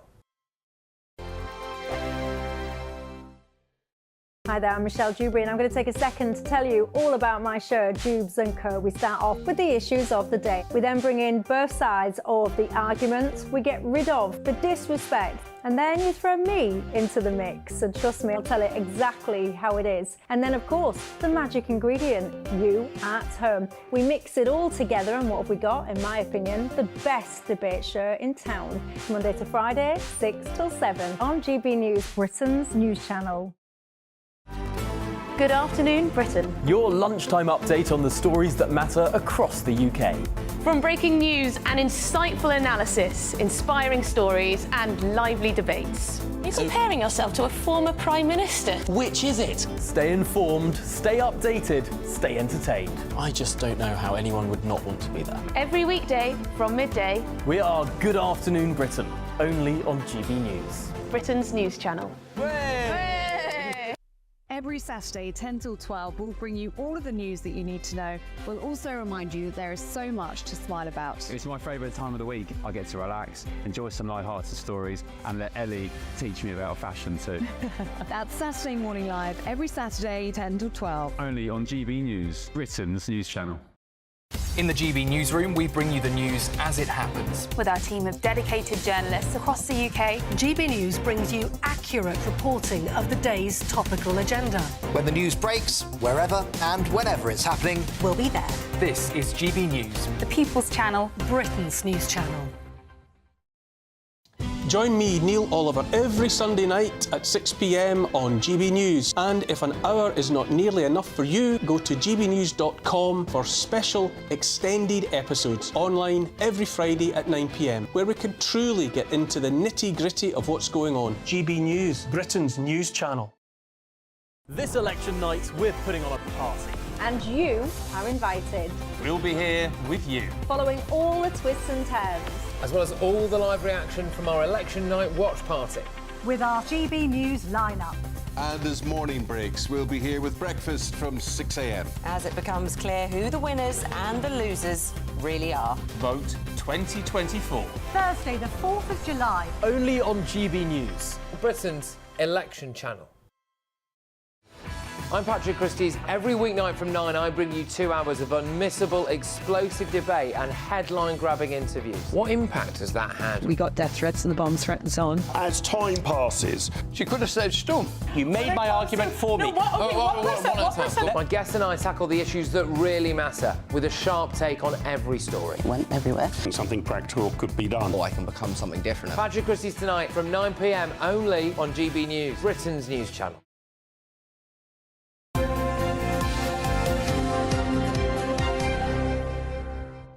Welcome back to Breakfast. The time is 22 minutes past 7. Now, you will have an opinion on this one because Khloe Kardashian has come under fire after posting a picture of her 6-year-old daughter wearing a full face of makeup. Yeah, the reality TV star said the youngster was participating in a dance recital and that wasn't an everyday occurrence. So this morning we're asking, is it ever OK to let children wear makeup? Well, joining us now is journalist Julie Cook. So, Julie, it's a child wearing full rouge, bright red lipstick, hair tied back, looking very, very stylised, very much, I think, like a young adult. Is this really the sort of thing we should be doing with small children? Oh, I think it's absolutely fine. I mean, first of all, in Khloe Kardashian's case, it was a dance recital, so it was very much a kind of performance element to it. She said herself in her post, it wasn't something they do every day. She was taking part in a dance activity. So, you know, I think she's vindicated on that front. But I've let my daughter play with makeup since she was 3. When she was 3, she showed a distinct interest in my makeup palettes, going through my stuff and applying it all over her face. And then as she got older, she's become very good at it. She's 10 now, and while I don't let her wear a full face like a drag queen, I do let her wear, you know, a bit of mascara on a weekend if she wants to. I don't see any harm in it. I mean, look, children pick up what their parents do. Clearly, if you're a child of a Kardashian who's paid millions of dollars to endorse cosmetics, you know, that's part of the fabric of their family. My concern, though, Julie, is putting those pictures on social media where people can see them. We live in an age now where, you know, wrong-uns are scouring the internet all the time. And as a parent of a daughter myself who's 10-year-old, I would never dream of putting pictures of my kid on social media wearing makeup. In fact, she hasn't ever worn makeup. She's shown no interest in it. She's more of a tomboy. Isn't that the problem, though, Julie Cook? You know, everybody is out there looking at these pictures and bad people are attracted to children in makeup. There's an element of that, but as I say, in this case, it was clearly a dance event. It wasn't her sort of trying to look older than she was. And I think skimpy clothing is far more dangerous to that kind of predatory gaze than a bit of makeup. And children love putting makeup on. You know, that it's kind of, I know not your child, they're a tomboy, but a lot of girls do enjoy putting makeup on. It's almost like a self-expression thing. It's like painting on a canvas. They're just trying to be a bit artistic. I don't think it's necessarily as sort of sinister as we're making out. Julie, what are your rules with your daughter now? I know you said that she likes to experiment with a little bit of makeup. She wears mascara and things. Would it be for things like recitals, or would she be wearing it to school? Oh, certainly not school. I mean, our school is quite strict anyway, so that wouldn't happen. But on a Saturday, if we go shopping, I'll let her put a bit of mascara on. I mean, she hasn't got a full face like, you know, Lily Savage or something, but I let her wear a bit of mascara, a bit of lip gloss. It just makes her feel confident. It makes her feel a little bit grown up. And I don't see any harm in it. I wonder if this is more about the parents. No disrespect to you, Judy. I'm talking about the Kardashians. It's like they think this is what young girls like to do. It's never even occurred to my daughter to wear makeup. It would never, in a billion years, enter my mind. My daughter does recitals all the time. She does piano recitals. She does poetry recitals. She did a rap recital with a bunch of schools recently at a big expo. I would never in a billion years think about putting lip gloss on a 10-year-old. Why would you do it? Well, as you say, all girls are different. You know, some girls are really fascinated by it. Some aren't interested in it at all. As I say, I'm not there saying, put this lip gloss on, you look terrible without it. She just has an interest in it and likes to put it on at the weekend. As I say, during the week at school, no way, bare faces all the way. And I always tell her as well, you look better without it. You know, I'm certainly not saying, oh, you look great. I'm saying you have lovely skin, you have lovely eyes and lips, you don't need it. But like many girls, she is fascinated by it. And I think, as I say, it's a kind of self-expression thing as well. It's about experimenting. And I think as long as you're not posting pictures everywhere or putting them at risk of harm, I don't see any danger in it. OK, well, Julie Cook, really good to get your thoughts on that. Thank you very much. Good to see you this morning. Loads of you getting in touch online on this. Graham Baker says, I hate seeing little girls with makeup on. I don't mean the dressing up type, but more when they splodge it all over themselves. I recently saw a tiny girl. She must have only been 2 or 3. She had both of her ears pierced and she had makeup on her face. I think it's wrong. Harold says, children and makeup, play by makeup by all means. It's fun for them, but they shouldn't be wearing serious makeup outdoors. And Sue Ryder says the innocence of a child. Kids play dress up. Kids play with makeup. Let children be children. It's the wandering minds of adults that are the problem. Adults are the problem. Yeah, my daughter has got little kids' makeup kits that she like won in tombolas, and she puts it on like really badly, so she looks like a bit of a clown. And that's playful, that's fun, that's at home, that's private. But I think the boundary is crossed when you start taking pictures. Put them on social media, and when adults are doing it so that it's perfect and they look, it just makes young girls look more like sexually available young adults. For me, I think it's creepy. I just do. Yeah, Alison says, I'm with you, Martin. Makeup is not for little girls and there is a danger of making them up to look like adults. So do keep your views coming in on that one, gbnews.com/your say. But we've got some good news for you, haven't we, this morning? Yes, we have, because it's now time. Brace yourselves for the Great British Giveaway now, and it's a big one. Yes, the chance to win a whopping £30,000 in tax-free cash. It's our biggest prize to date, and here's how you could win it. It's our summer treat to you. Your chance to win an incredible £30,000 in tax-free cash. Our biggest cash prize of the year so far. With an extra £30,000 in your bank account this year, you could take the ultimate financial holiday and send some of those day-to-day financial stresses packing. £30,000 could get you those nagging home improvements done, buy that brand new car, or just enable you to kick back and relax for the rest of the year. For a chance to win £30,000 in tax-free cash, text cash to 63232. Text costs £2 plus one standard network rate message. You can enter online at gbnews.com/win. Entries cost £2. Or post your name and number to GB07 PO Box 8690 Derby DE1 9TT. UK only. Entrance must be 18 or over. Lines close at 5 p.m. on the 30th of August. Please check the closing time if listening or watching on demand. Good luck. Well, still to come, it's the sport with Paul Coit. That's next. This is GB News Breakfast with Martin and Ellie.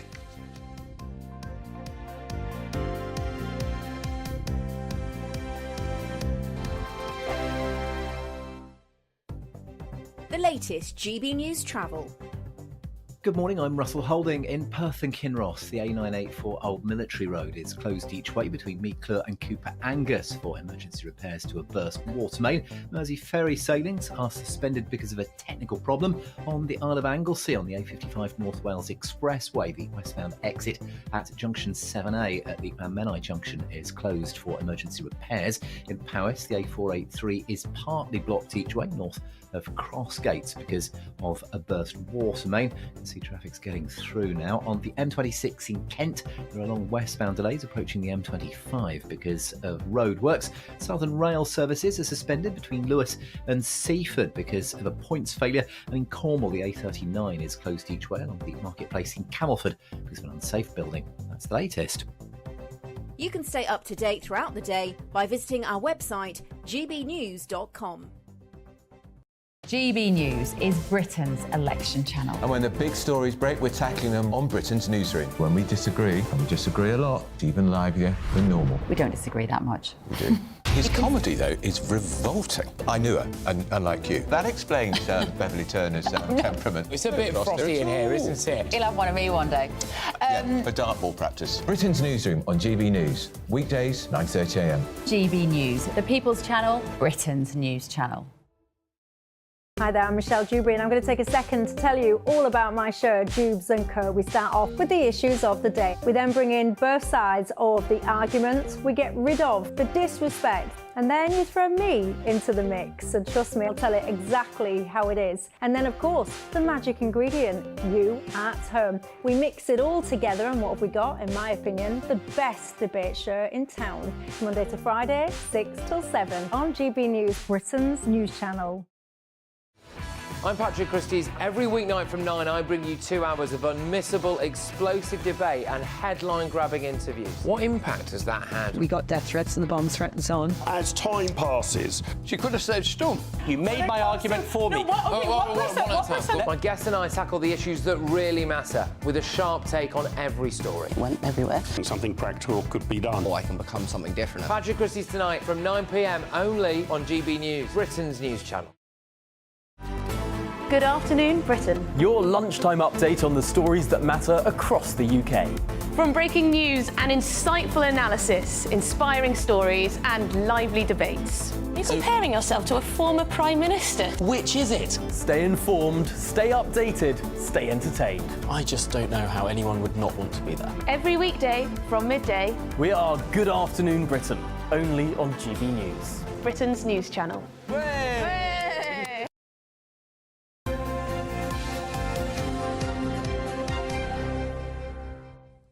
Welcome back. That debate on makeup has got you all going on gbnews.com/you'll say.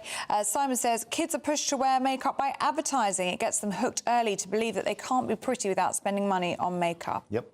LF says women and girls should be allowed to wear makeup or anything they want without males thinking it's about sexualising them. Bring your boys up to be more respectful men.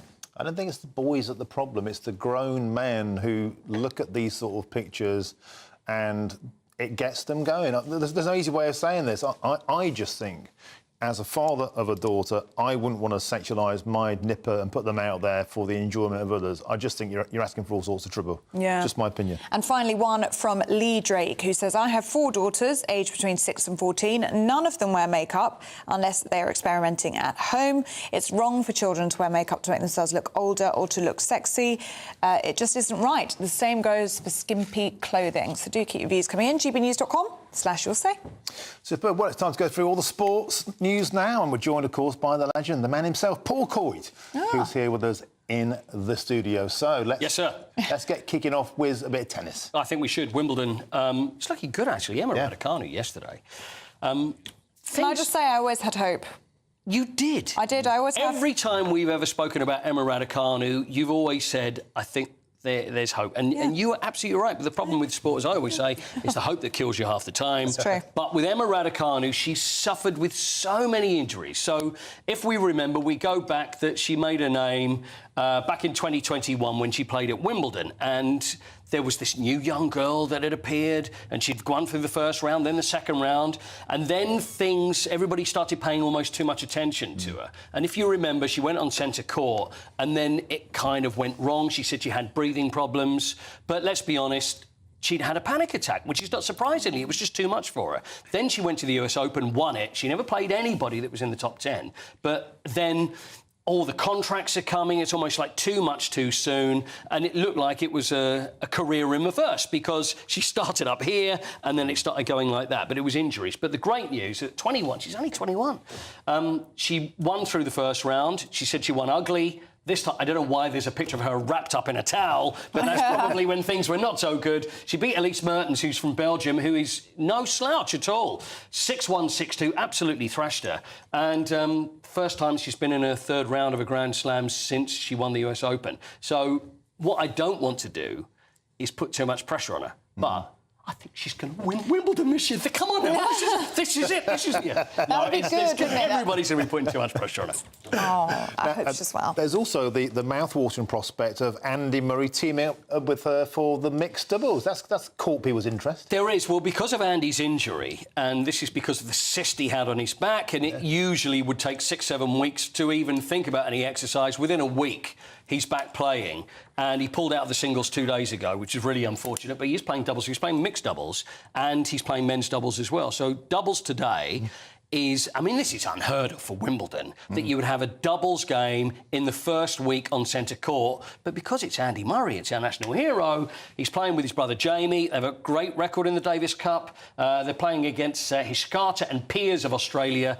And so that is going to be this evening on centre court. So who knows? And then he's got the mixed doubles to play alongside Emma Raducanu as well. We've got some other... I'll just tell you, Katie Balter plays against Harriet Dart, British #1 and British #2. Then you've got two other great Brits, Jack Draper, who had a 5-setter, he's like the new Andy Murray, who won in Stuttgart just the other day, playing against Cam Norrie, another Brit semi-finalist in 2022, I should say. He's not that old. Can we hop into the saddle, as it were, now? Sir Mark Cavendish, Tour de France, an astonishing achievement. A man who's been through so much, come back from a state of self-imposed retirement. Yep.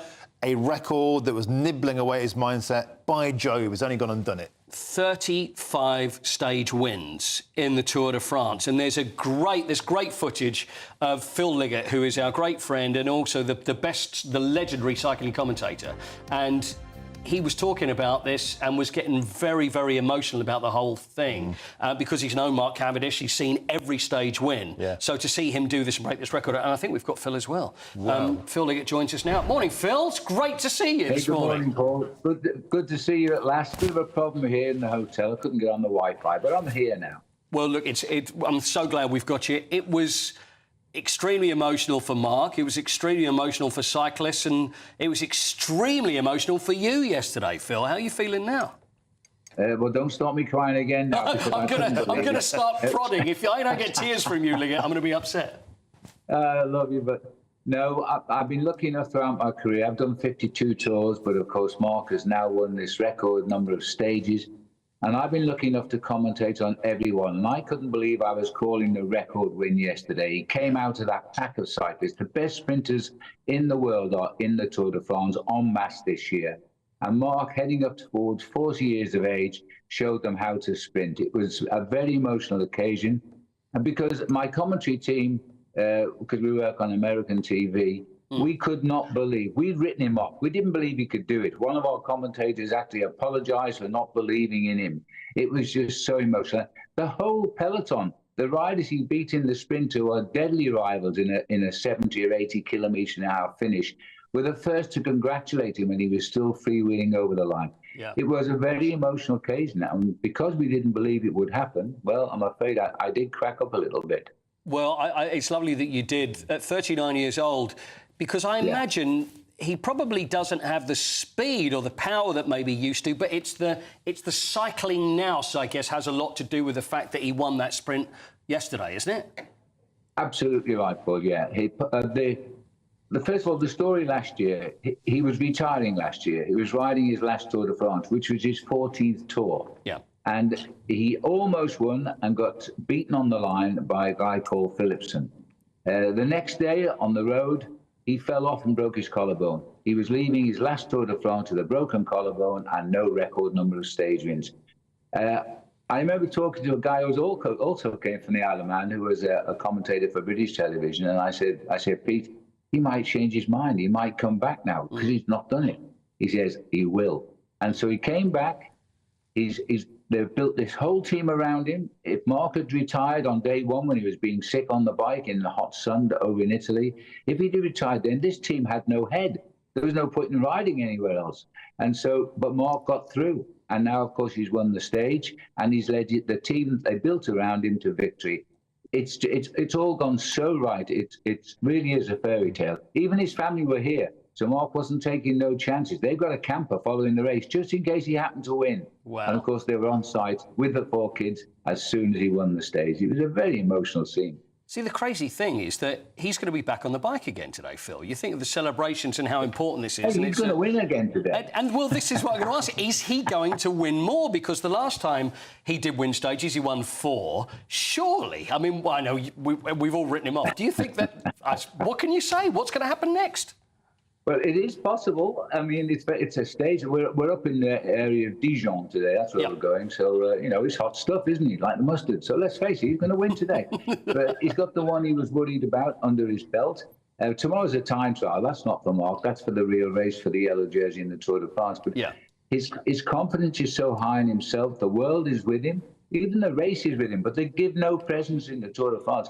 If you win a stage in the Tour de France, just one, you are made for the rest of your professional cycling career. And he's got the record of 35 now.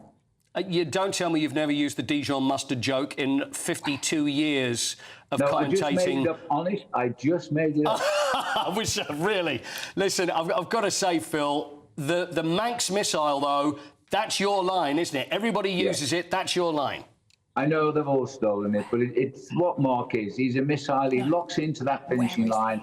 And as you know, a missile doesn't miss once he's locked on. And yesterday, it was just unbelievable. I couldn't believe I was calling it. Amazing. I was crossing the line. Amazing story. Could be called by anybody else, and hopefully there'll be more nice tears from you coming up there, Phil. Great to speak to you again. Thanks a lot for your time. Russia. Brilliant stuff. Phil Liggett there, the legendary cycling commentator. Like I said, so emotional. Everybody was in tears. It was such a big thing for him to win yesterday. Yeah, I just think, cycling fans, have been with him on this journey, and like I said before, the Bradley Wiggins situation. So to see Cavo come in and doing this, absolutely magnificent. Your mate. Well, I went to his wedding. Yeah, I did go to his wedding, and who was playing?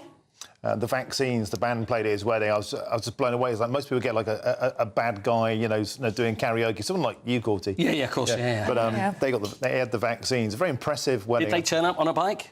Maybe but he had his suits all made by Paul Smith, who of course is a huge cycling fan. Right. There are other suits available, but he looked fantastic. He looked just incredible. It was an amazing. You're a big fan, aren't you, Martin? Yeah, but his achievements, and also because he's 39, it's like just gives men of a certain age hope. Yeah. So do you think, is he the great... I mean, we were talking about this earlier. Andy Murray is a person I always said, and I have done for a while, that the greatest British sportsman of all time. And he's knighted, of course. Mark Cavendish has been knighted. He was knighted early this year as well. Is he the greatest now? I mean, he's the greatest. I mean, to go over to France, to take their sport, and although we had Eddie Merckx, of course, is Belgian, but to take that record then completely on his own. I mean, that's an argument to be the greatest British sportsperson of all time, Mark Cavendish. Fair play, fair play. Thank you, Paul Coit. Now, we can just show you these pictures of the Prime Minister, Rishi Sunak. He is headed to the polling station to vote this morning. The polls opened at 7 o'clock. They are open until 10 p.m. And there's Rishi Sunak and his wife, who have just popped into the polling station. Just a way to vote. And if you're going to vote, please remember to take your ID, because you'll get turned away if you don't have it, like I did the last time. Oh, did you? Well, you've learnt a lesson now. Yeah. Take your ID today. Now, do stay with us. The papers are next with Stephanie and Susan.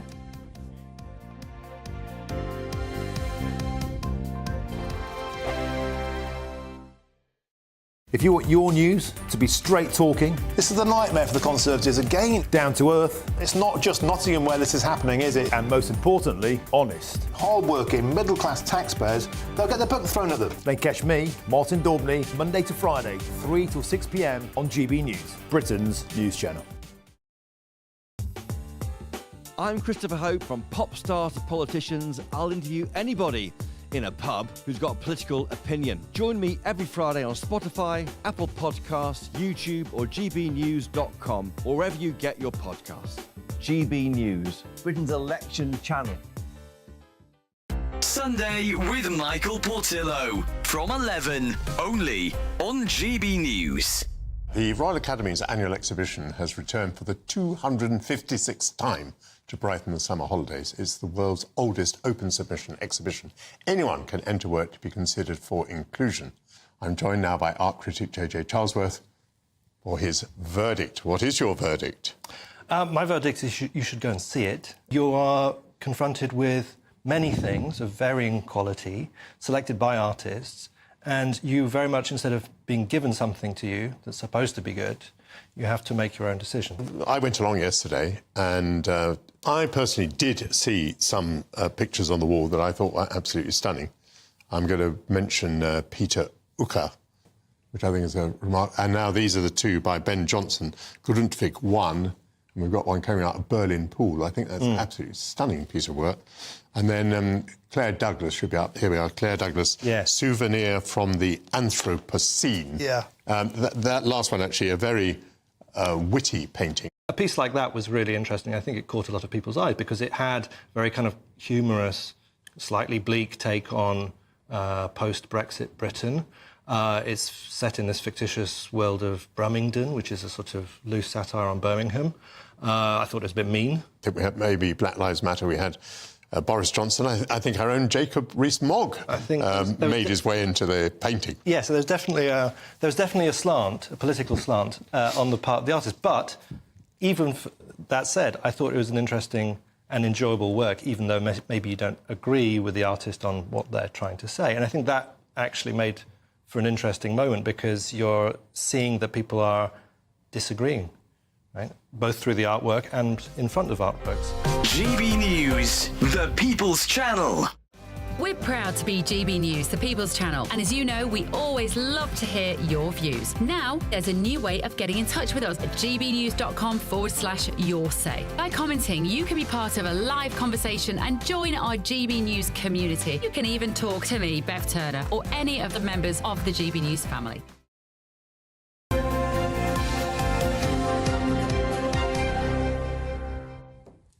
Welcome back, and we're about to go through the papers. Bit different today because, of course, we're not allowed to talk about politics. There is an election going on. Don't forget your ID. But to go through the rest of the news, I'm joined by showbiz journalist Steph Tachi and the author Suze Holder. Welcome to you both, ladies. Right, what's top of the menu? What we got? Oh, well, we've got this story about Elvis Presley and his blue suede shoes, Susan. Yes, well, I am a huge, huge Elvis fan. Me too. And if I don't get home and find those blue suede shoes kind of wrapped up for me, waiting for me, but they did go for £120,000, so possibly they won't be waiting for me, but oh my goodness, what a thing that somebody has actually managed to get those. So, yeah, so Elvis is obviously famous for an awful lot of things, but he did bring blue suede shoes out in the 1950s. He wore these shoes and they were auctioned at a place in Devizes yesterday. So I do just think it's key memorabilia for somebody who's an Elvis fan. There is an Elvis exhibition, do you know, at the moment. Have you been to that yet? No, where is it? You should get yourself down there. It's at London Bridge, and lots of things from Graceland are actually on exhibition there. So the blue suede shoes won't be there because they'll be. We don't know who's bought the owner. Somebody will have bought them. But his gold suit, which is also a very, very famous thing. He had a foil gold suit. Is that there at this display? It's there. There's actually we've actually got a picture of me actually next to the suit. I don't know whether they're going to show it, but there is. But I am kind of. I have been down there to have a look and see all that. So it is just great. Have you ever bought anything? I've been to Graceland a couple of times. I've written one of my rom-com books is set in Memphis and goes behind the gates of Graceland. I've done an awful lot of research about Graceland. Elvis, I know. Ask me anything. But how's Graceland? Is it good? I'd live there. You know what it is? It's an amazing place because you can visit so many places that people have been, or like you go to the White House, lots of presidents have been there, or you go to other places. This is a home. And although it's kind of wacky, crazy, amazing, it does feel like a family home. There's not many places you can visit that is so connected to a person like that. You go to historical places, often have lots of people moving through, royal palaces or government buildings or whatever. But this is at home, and I love it. The decor is just like... I've got to say, right, Elvis Presley, blue suede shoes, if you're minted, 120 grand for a pair of those, that's a snip. I think it is. I think it is. Yeah, absolutely. I thought they would have gone for millions. Same here. Yeah, and they are authenticated. They were given away by Elvis. He gave away an awful lot of things. He gave it to one of his guys, one of the Memphis Mafia, Alan Fortas, and it's been okay. So all the provenance is there. Quick trivia question for you: what shoe size was Elvis Presley? I believe he was a 10. A UK 10 or a US 10? I think that's a UK 10. Right, because the reason I asked that is because that's the most desirable shoe size to buy now. Why is it desirable? Yeah, how can a shoe size be desirable? Because most people are a UK 10 in the world now. So if you buy and trade used trainers, Air Jordans, a 10 is the most expensive one. Really? So just buying any kind of rare shoe, a 10 would be a good one to get. I'll tell you who else owns a bit of Elvis memorabilia as well. There's a very famous velvet shirt that Elvis wore. There's footage of him at Mississippi State Fair, I think, in the 50s. And Frank Skinner owns that, or did. Whether he's still got it, I don't know. But he bought this velvet shirt that Elvis's mother apparently made him, the blue velvet shirt, and Frank Skinner owned that. Well, these things are unique, they're priceless. Maybe it's Frank who's bought the shoes. You got the dosh, you got the dosh, that is well worth it now. Then something else that's well worth it, the good old-fashioned British boozer, under a lot of pressure, a celebrity fella, Jeremy Clarkson has stepped in. Tell us more.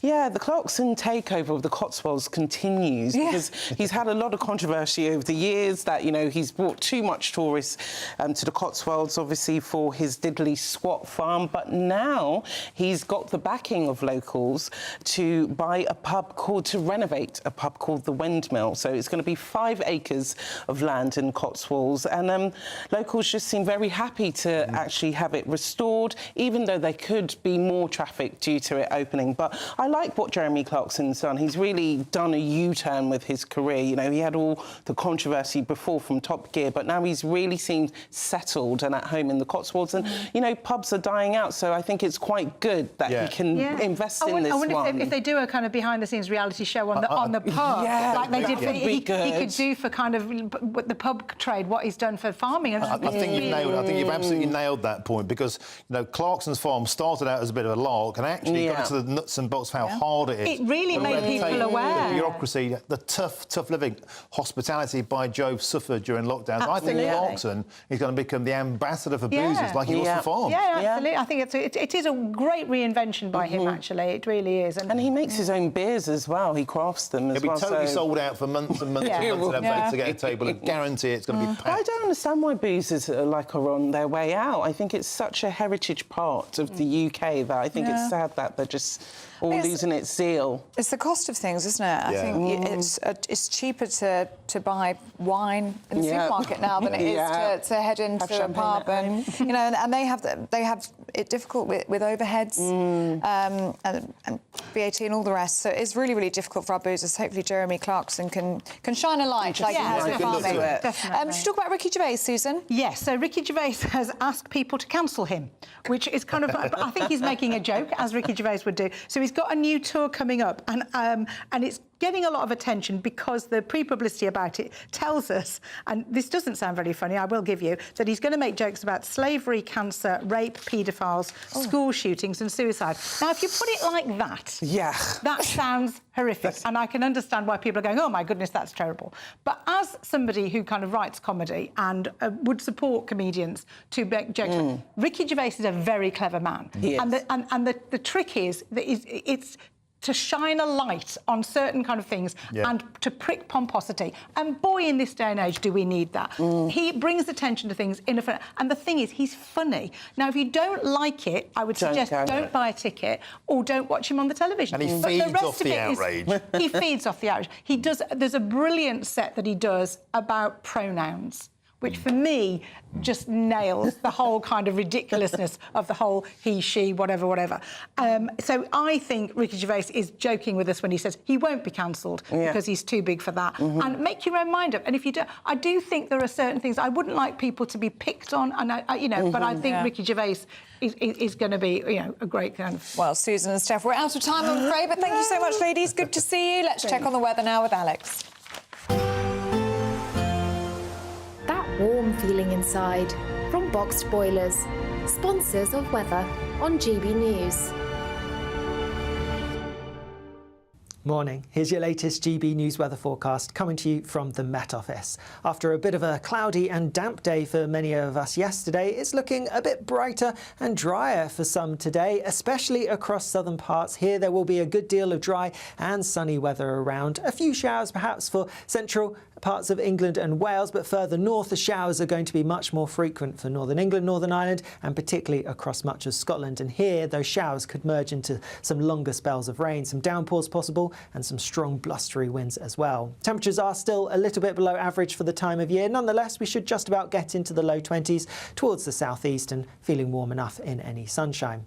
As we head towards this evening then, it is going to be a pretty wet picture across much of Scotland. Like I said, those showers merging into some longer spells of rain. There could be some downpours around, and do watch out for some gusty winds with a bit of a chilly feel to things as a result. Still a few showers continuing as we go through the end of the day across both Northern Ireland, Northern England, and into some central parts of England and Wales too. Towards the southeast, likely to stay largely fine as we go through the end of the day, but across southwestern parts we are going to see a bit more cloud feeding its way in and some rain arriving as we go overnight. Now this band of rain that pushes through across southern parts overnight could turn quite heavy at times as we head through the early hours of Friday morning. Further north there will be some clear skies around, but also some further showers at times, and temperatures generally holding up in double figures, though a few places will drop into single digits where we get any clear skies. So Friday then going to be a bit wet across some central southern parts. Bit of uncertainty as to exactly where this rain is going to be, but it could be wet for some. Further north, a similar day to today really in some extent. Plenty of showers around, limited bright or sunny spells. Perhaps the greatest chance of some sunshine will be across central areas. Where the cloud and rain lingers, it will feel a little bit unpleasant, but temperatures in the low 20s. A brighter outlook with Box Solar, sponsors of weather on GB News. This election night, we're putting on a party. And you are invited. We'll be here with you. Following all the twists and turns. As well as all the live reaction from our election night watch party. With our GB News lineup. And as morning breaks, we'll be here with breakfast from 6 a.m. As it becomes clear who the winners and the losers really are. Vote 2024. Tonight from 9:55. Only on GB News. Britain's election channel.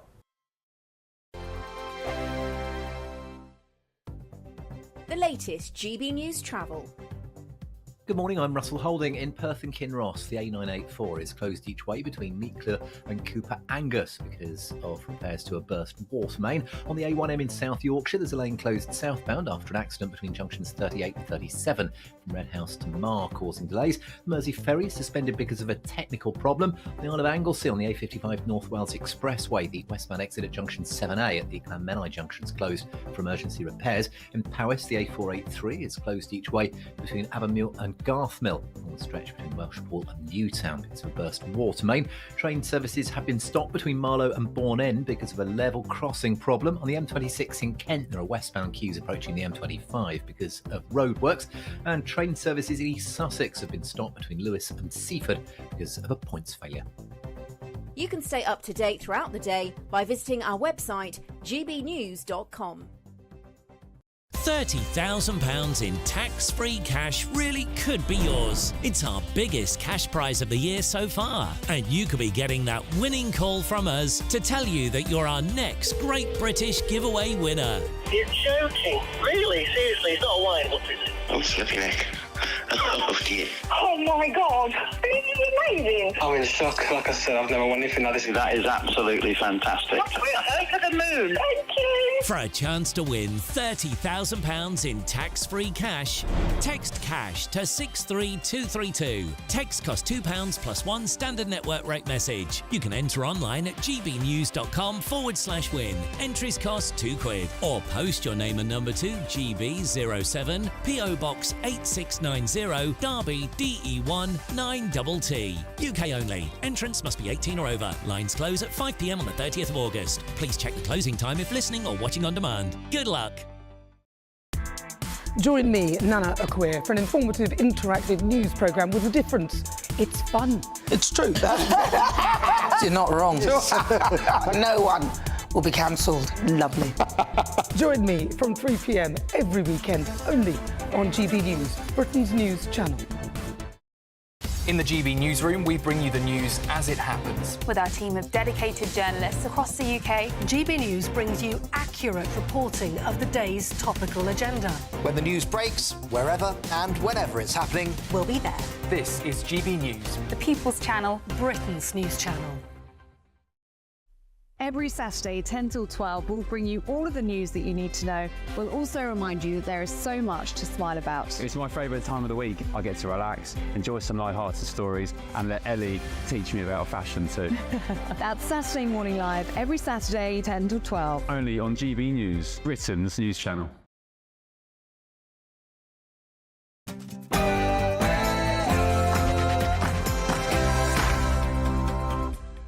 Good morning. Britain heads to the polls for the 2024 general election. Yeah, polling stations have opened their doors round about an hour ago, with voting closing at 10 p.m. this evening. Across the pond, embattled President Joe Biden vows to stay on as heavyweight Democrats get behind him following his woeful performance in last week's television debate. And it's day 17 now in the search for the missing British teenager Jay Slater as forensic police search a property in Tenerife. Meghan Markle has reportedly finished filming her new cooking show for Netflix. But with the Invictus Games documentary failing to hit the right note with viewers, we're asking, will this next venture be a success? And make up your own minds on this one, because reality TV star Khloe Kardashian has been slammed for allowing her 6-year-old daughter to wear a full face of makeup. We're asking this question: should children ever be allowed to make up like this? We'll be crossing live to Henley, where the yearly Royal Regatta is underway, with over 300,000 spectators expected to watch rowers battle it out on the River Thames. And in other sport, 39-year-old Mark Cavendish wins an historic 35th career stage, which makes him now the Tour de France's greatest racer of all time. Emma Raducanu won again at Wimbledon. Plenty of Brits in action today, including the return of Andy Murray, who plays doubles on centre court alongside his brother Jamie.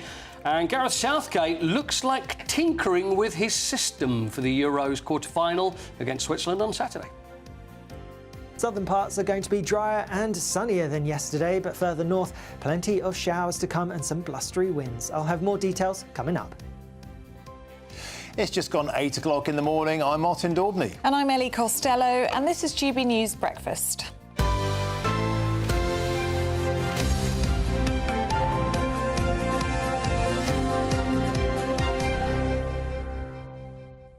Very good morning to you. The country is taking to the polls. The polling stations opened at 7 o'clock this morning. They're closing at 10 p.m. this evening. If you are heading out to vote, don't forget your ID card. Now, the show is going to look a little bit different today, isn't it? Because the rules restrict us from talking about any election issues, so any politics really, until the polls are closed at 10 p.m. tonight. So I'm sure many of you are actually going to be quite relieved to see a show that's free of politics. And that's what many of you are commenting this morning. Joe Barnes, who says, loving the show this morning. And ex-Tanky says, no politics. I absolutely love it. And it does mean we get to talk about lots of showbiz and lots of sport. Yeah, we do. I mean, there's only one poll that counts at the moment for me, and that's who is the greatest British sports person of all time. Well, you're causing controversy this morning, Paul Coyte. Because my views were Andy Murray, and both in action at the moment. Andy Murray, I think, is unbelievable, and also the Manx missile himself that we spoke to Phil Liggett about, and that's Mark Cavendish. Both knighted, and Mark Cavendish broke the record, 35 Tour de France wins, which he won yesterday. Well, Rodney's been in touch with us and said, Paul Coyte, come on. Yeah, all right, Rodney, easy. The best British sportsman ever is obviously Sir Steve Redgrave. Yep. 5 consecutive gold medals of 5 successive Olympic Games. Yes, others have won more medals, but to win the top prize over 5 Olympics is superhuman, says Rodney. It is superhuman. You know, he's certainly in the argument, isn't he? So I'm going to put him in that 3, in the big 3. Anybody else, Martin? Who is Sir Bobby Moore. Do you think so? Yeah. The late great Sir Bobby Moore. Yeah. But I know what you're going to say, that he lifted the World Cup, only English footballer to do that. But does that make him the greatest sports person? I don't know. I think what Andy Murray... You think so? Yes, it does. Andy Murray, I think everything that he's come back, you know, injured, still manages to come back relentless and just a machine. And to win 2 Wimbledon titles, is that maybe better than winning a World Cup? Because if you think that Fred Perry would have been the last one to win that would have been 70 years before Andy won it. It's tennis, mate. More people care about football. More people care about football. It doesn't count. It's tennis. Okay. See, I'm thinking of Paula Radcliffe or Jessica Ennis-Hill. 2 great athletes, but gold medals. But the thing is it prolonged? Yes, they won, but there are other great gold medalists as well. So, yeah, it's a tricky one. Yeah, well, keep your thoughts coming in on that one. It's dividing you out there. But not many people are agreeing with me. So I shall say, can't say they are. Nobody so far. Okay, but all right, fine. We live in hope. OK.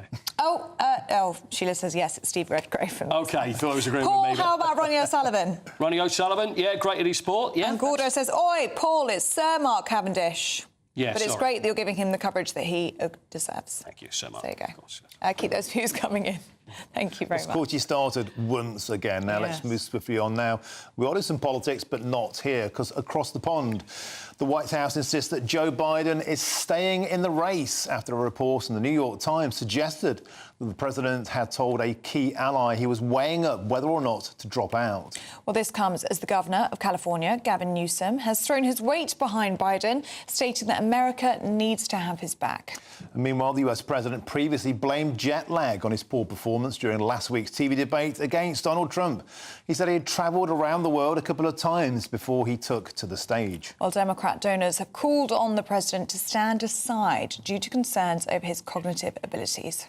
Well, joining us now to talk about this is the political analyst Nomiki Konst. Thank you for joining us on the show. So it's now got to the stage where even the supportive media, the New York Times, has backed Joe Biden to the hilt all this time.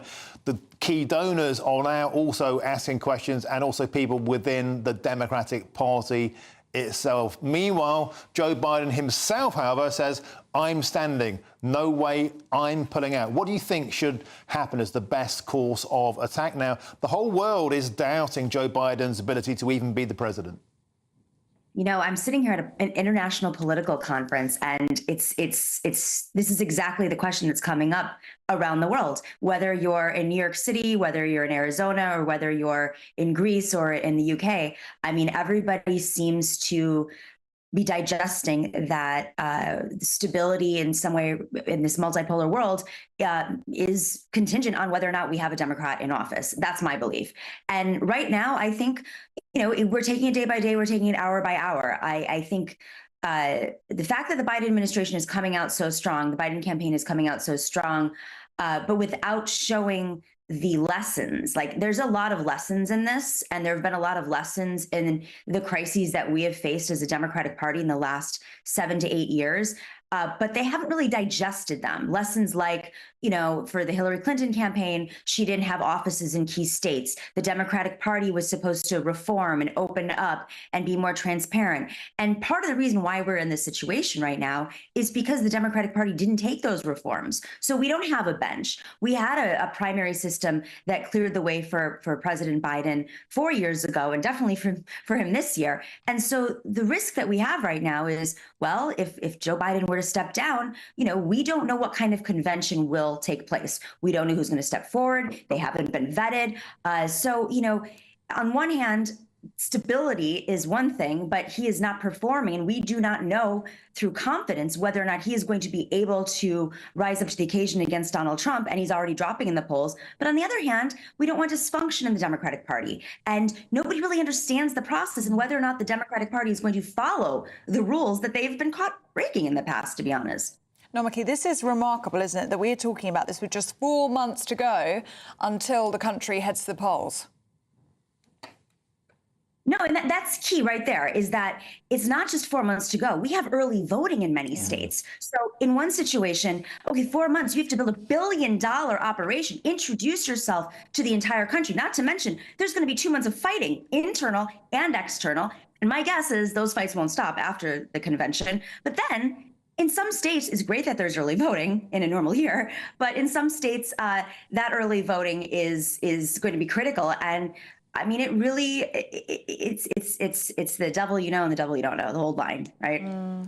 OK, and that brings us to the next question, the big question, the likely successor. Gavin Newsom, who's the governor of California, isn't even especially popular in California. The state is billions of dollars in debt. Kamala Harris, the vice president, would like to have a go at the job. Polls OK, but doesn't poll as well as the big name on the ticket, the mouth-watering prospect to many in the Democratic Party, Michelle Obama, the former First Lady. In a poll this week, has been billed as the only Democrat who can beat Trump. In fact, in a poll, she polled 50% versus Donald Trump on 39. Could we see a dramatic, almost showbiz entry from the former First Lady, do you think, Nomiki? Not only do I think it's unlikely, just given the mechanics of how the Democratic Party works, but I also don't think she wants that. She's expressed over and over, this is not her game.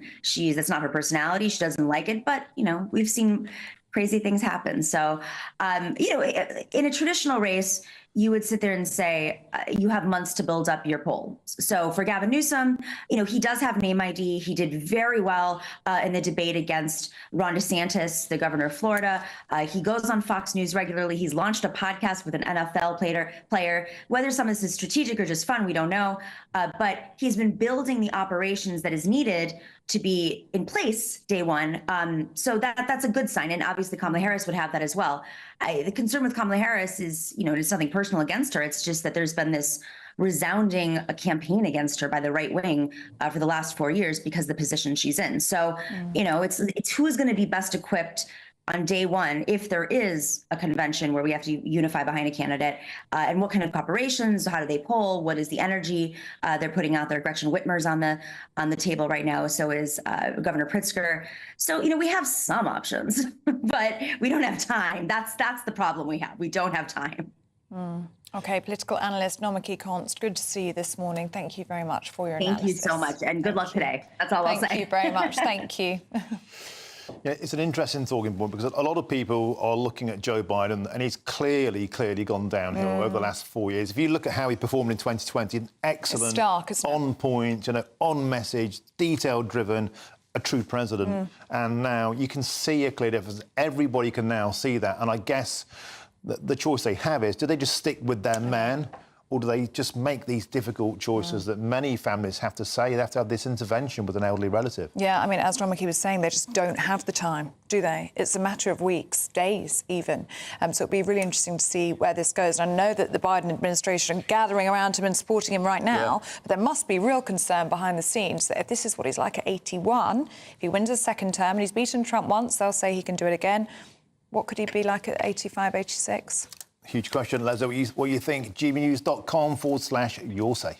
Now, forensic police have focused their search on an Airbnb in Tenerife where missing teenager Jay Slater reportedly vanished from 17 days ago. And this comes as one of the men who last saw the 18-year-old insists the teen was alive when he left that property. Meanwhile, Jay's mother, Debbie Duncan, has revealed her pain and agony over her son's disappearance.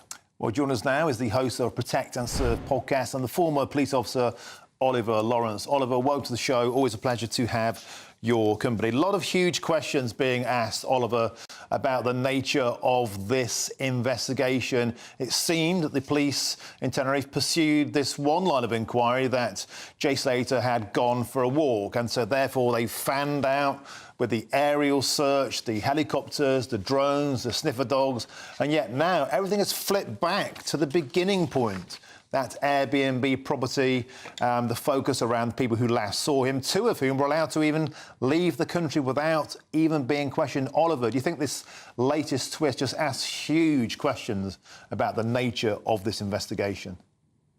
Yeah, well, good morning, Martin. Morning, Elliot. Listen, I think, first of all, it definitely shows maybe the level of dysfunction in this investigation. We, as you said, quite rightly pointed out, what we last knew 16 days ago was Jay made contact with his friends late one evening to say that he had 1% of battery left, that he was running out of water, and that he was lost and disorientated.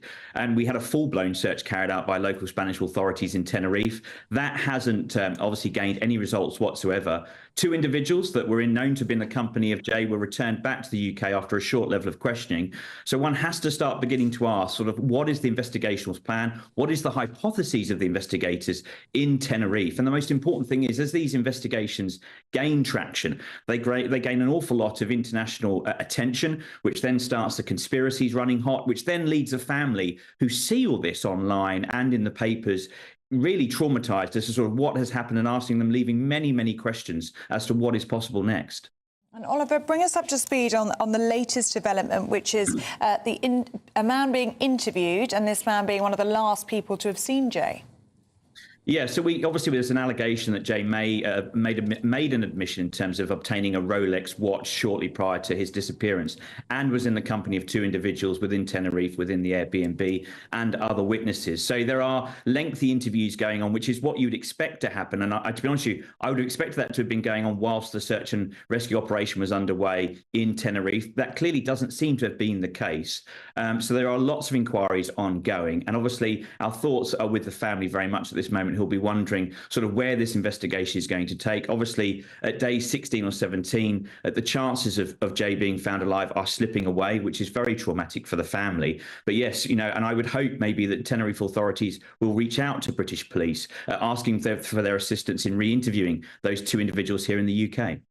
Do you think, Oliver, actually, we might be asking questions of the policing operation itself in Tenerife? I think it's rather embarrassing all these days later to see forensic officers leaving that property wearing protective clothing, like forensic investigation clothing, whereas for the last 16 days, that's more or less been an open place. Tourists have been flocking there from all over the world for selfies.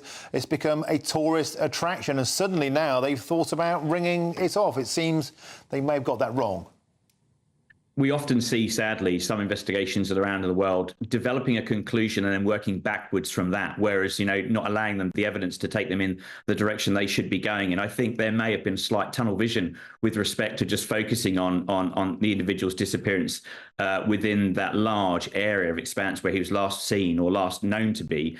Obviously, priority on preservation of life is critical, but ultimately, you would want to think that in the background, whilst all that search is underway, that there would be lengthy investigations going on, that important forensic work, because if you miss some of those key forensic elements, it could be anything from DNA evidence to maybe sort of evidence of an altercation. Any sort of evidence like that really gives you a better understanding as to what happened in the lead up to an individual's disappearance. So I think there are serious questions to be asked, and I just hope the Spanish authorities start moving now at pace in terms of their forensic work so they can provide a better level of clarity to the family and hopefully be able to identify where Jay may be.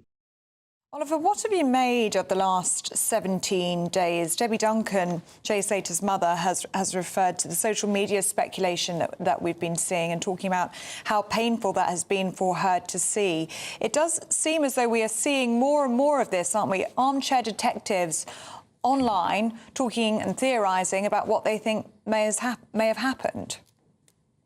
As soon as you find a case, Ellie, which has got any sort of element of question in it, or the individual's integrity is questioned, such as Jay and this Rolex watch as an example, those conspiracies just take off. And the problem is I don't think there's been much control from the investigating agencies in Tenerife. I haven't seen any sort of outward briefings from them. The family are desperate for support. Very few people turned up to support them with their own search and rescue effort in terms of trying to see if they could find Jay. These issues do get carried away, and armchair detectives come out from the woodwork. They throw a number of conspiracy theories out there which really are unhelpful and can be quite hurtful to the family, who are left asking desperate questions as to sort of, are any of these actually true and correct? So, these assumptions just lead to confusion, which often lead the police to be troubled on chasing down inquiries that aren't accurate because they're really just trying to support the family and answering some of the myths that are being created by, as you say, armchair detectives.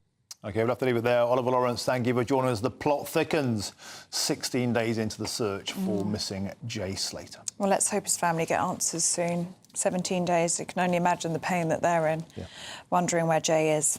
Anyway, should we take a look at the weather with Alex Burkle? That warm feeling inside from Boxed Boilers, sponsors of weather on GB News. Morning. Here's your latest GB News weather forecast coming to you from the Met Office. After a bit of a cloudy and damp day for many of us yesterday, it's looking a bit brighter and drier for some today, especially across southern parts. Here there will be a good deal of dry and sunny weather around. A few showers perhaps for central parts of England and Wales, but further north the showers are going to be much more frequent for Northern England, Northern Ireland, and particularly across much of Scotland. And here those showers could merge into some longer spells of rain, some downpours possible, and some strong blustery winds as well. Temperatures are still a little bit below average for the time of year. Nonetheless, we should just about get into the low 20s towards the southeast and feeling warm enough in any sunshine.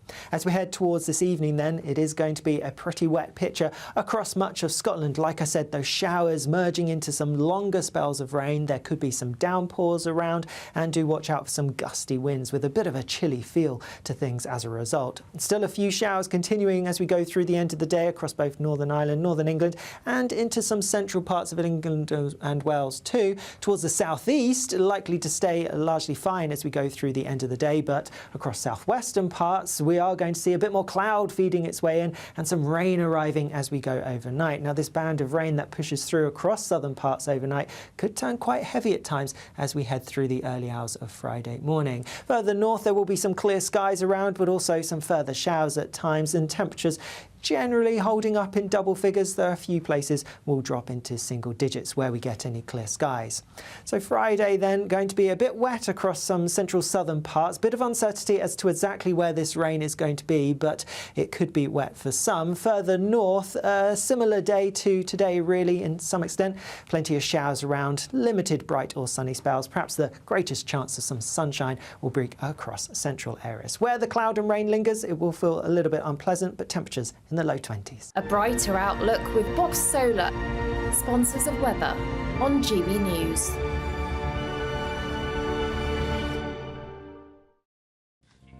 Now, still to come, we'll find out more about Meghan Markle's latest Netflix attempt. That's next. This is GB News with Martin and Ellie.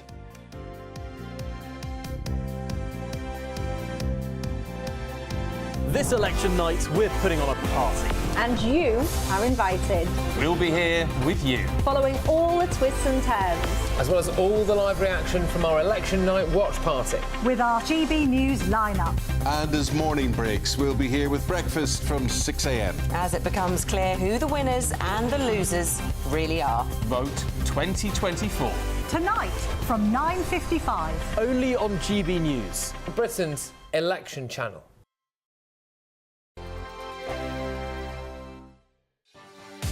Martin Daubney, weekdays from 3 p.m. How deep is the rift between Prince William and Prince Harry? Well, it's been reported that Prince William is refusing to speak to Prince Harry and has even taken on the role of disciplinarian, which was once, of course, the job of Prince Philip. But has that job gone now to William? After the death of his mother, I know that Prince William had to think again. And then we see him with the Emperor and Empress of Japan.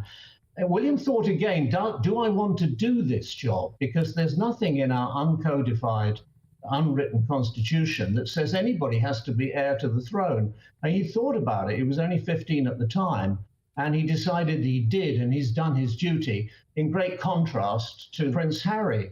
Now, I don't think there's any chance at all of there being a reconciliation with the brothers now or in the foreseeable future. It goes back to Oprah Winfrey interview, then the book Spare, and all the things that were said in the Netflix 6-part series. Too much bad blood, and William is not going to forgive that. Principally because he, of course, and his wife attacked personally his wife, Kate. And even when the announcement of her cancer was made, their mealy-mouthed response to it didn't show any great concern to her. Okay. Because William looks at them and he would say what most people would say. All of this is completely unnecessary. It is unnecessary. Prince Harry has had a wonderful, privileged life. He owes everything to being a member of the royal family. People who are struggling, people who are battling, would wonder why he's so upset. The People's Channel. This election night, we're putting on a party. And you are invited. We'll be here with you. Following all the twists and turns. As well as all the live reaction from our election night watch party. With our GB News lineup. And as morning breaks, we'll be here with breakfast from 6 a.m. As it becomes clear who the winners and the losers really are. Vote 2024. Thursday, the 4th of July. Only on GB News. Britain's election channel. Good afternoon, Britain. Your lunchtime update on the stories that matter across the UK. From breaking news and insightful analysis, inspiring stories and lively debates. You're comparing yourself to a former Prime Minister. Which is it? Stay informed, stay updated, stay entertained. I just don't know how anyone would not want to be there. Every weekday from midday. We are Good Afternoon Britain, only on GB News. Britain's news channel.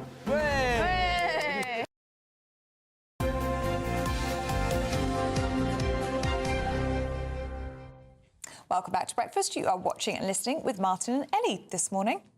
Should we go across the pond? Yes, let's do that. And let's do it. Go on, do it. Wish them happy. Oh, yes. Happy 4th of July. We've had loads of Americans in the studio today, and I just said to Martin, we're so rude. Yeah, we've been very rude. We've been a bit distracted by the general election that's going on here today. Polls are open until 10 p.m. That we haven't wished anyone a happy 4th of July who's American. So sorry if you're American. Happy Independence Day if you're American. Talking of which, Meghan Markle has reportedly finished filming her new show for Netflix. And that aims to celebrate the joys of cooking, gardening, entertaining and friendship. Oh, well, this comes after Prince Harry's Netflix documentary, Heart of Invictus, failed to hit the right note with viewers, missing out on the top 10 in the streaming charts. So will this next venture be a success? Well, earlier we spoke to royal commentator Kinsey Schofield. She's wrapped this recent show. They rented a home near hers in Montecito so that as their cooking set.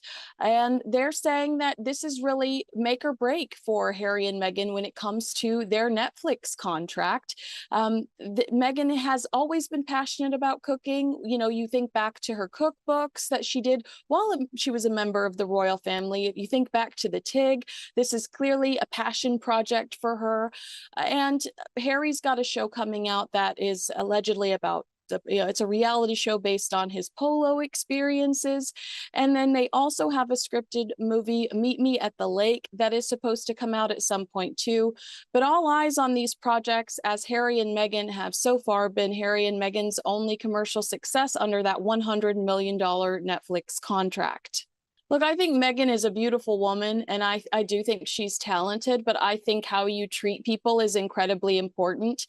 And not only was she rumored to have been cruel inside Kensington Palace with several bullying allegations, but here in the States, Archwell Productions, their audio section, their scripted section, they've gone through several employees. And I think it's a reflection on the way that people are treated there. And I think as a viewer, you might get that. You might feel that way. And maybe that is where the appeal has been lost. There was an opportunity for her to return to acting because there's an entire new reboot of Suits that's being happening right here in the States. She easily could have jumped into that and she didn't. But Ellie, we do think that she has partnered with Netflix when it comes to American Riviera Orchard. They were discussing with her over the last few months, they were going to have some sort of relationship with the American Riviera launch so that she could be promoting products and tangible things on this show that then you could purchase and it benefit Netflix in some way. So perhaps it really is all about this lifestyle brand, and she's going to utilize maybe not only American Riviera Orchard, but her upcoming podcast to promote these products that you can buy on her website. So an influencer. It's the sun setting on Meghan Markle's career. Well, let's move on because it's time now for the Great British Giveaway now, and it's a big one. Yes, the chance to win a whopping £30,000 in tax-free cash. Our biggest prize to date, don't you know? And it could all be yours. Here's how you could win it.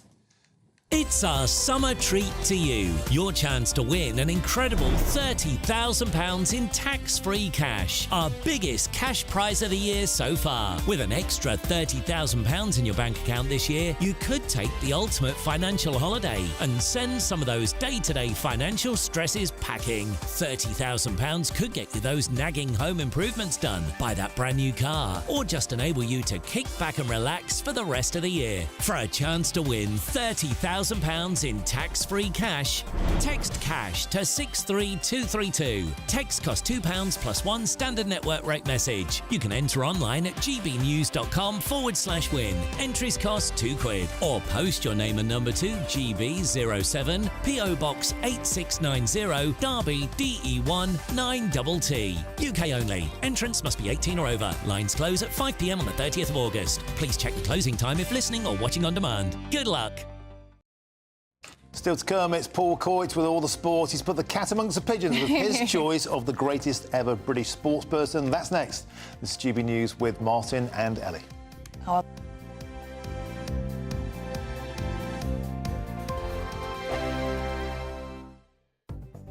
The latest GB News travel.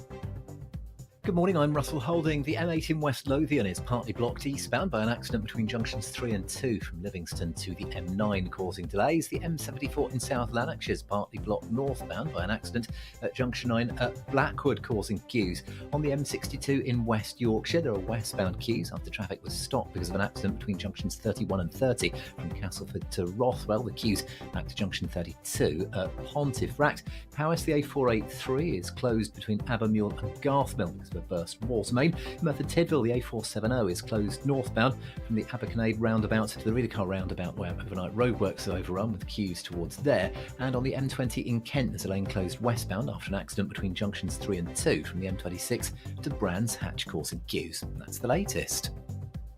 You can stay up to date throughout the day by visiting our website, gbnews.com.